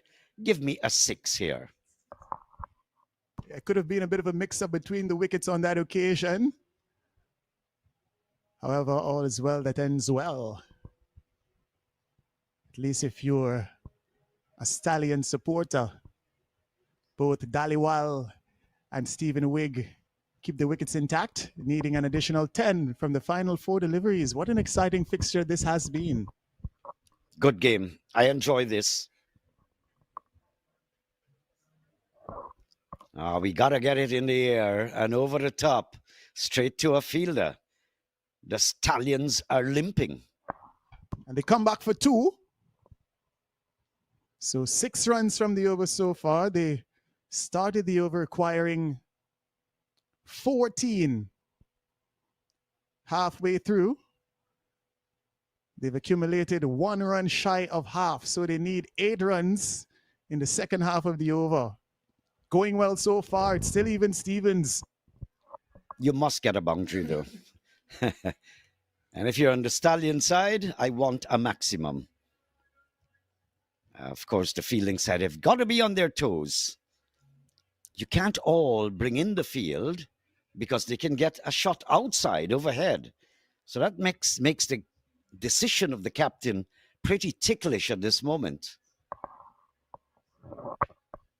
Connect? Did he connect? Wow! Look at that! This is a wonderful game. I'm enjoying this. Look at that. 162 now. At the last moment. On the final furlong. Well, well, well. Ramanveer Dhaliwal, he's been quiet for some time. Just 20 from 22 before striking that 6.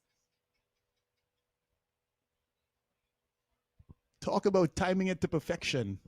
I tell you something, and I'm getting down old in age now. I don't like these things happening when I'm on air. That's what they needed. The doctor ordered it. And for all intents and purposes, a single will just do the batting side, at least. But they've got 2 balls to score 2 runs. A single will get them tied.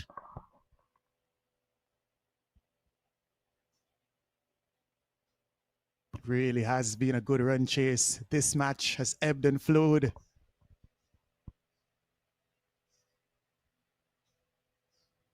Driven down the ground. Are they going to come back for two?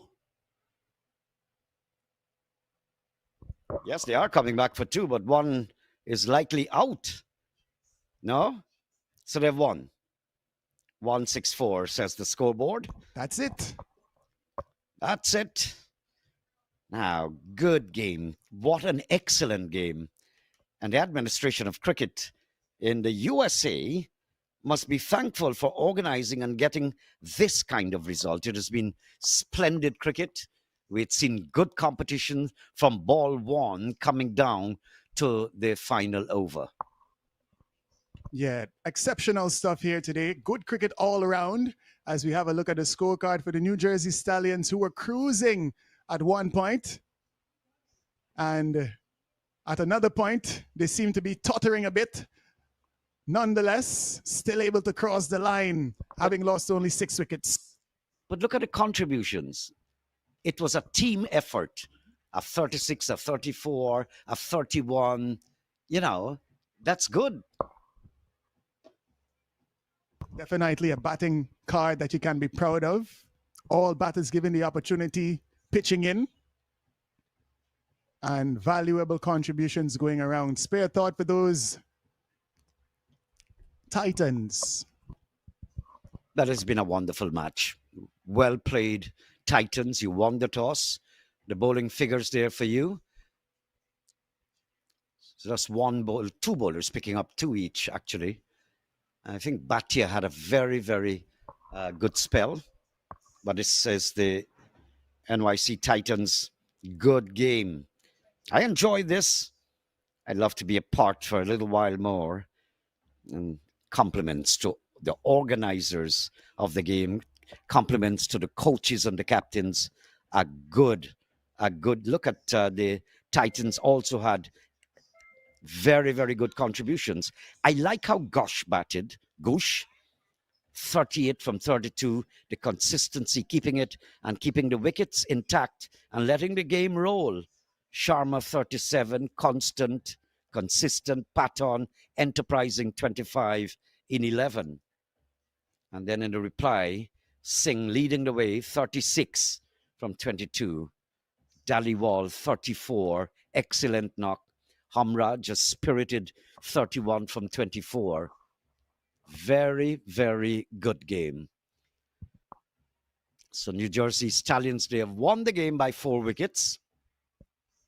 So that's the story. The Titans winning the toss and batting first. 163 for 5. We read all those individual scores. And the Stallions wavering, stuttering, coming back, fighting until the end. A good fighting game. So the Stallions ending up winning by 4 wickets. Now, on behalf of our commentary team and all the technical members of staff, my name is Naeem Chand. I want to hand you back to your respective studios, wishing you a great night and a great weekend ahead.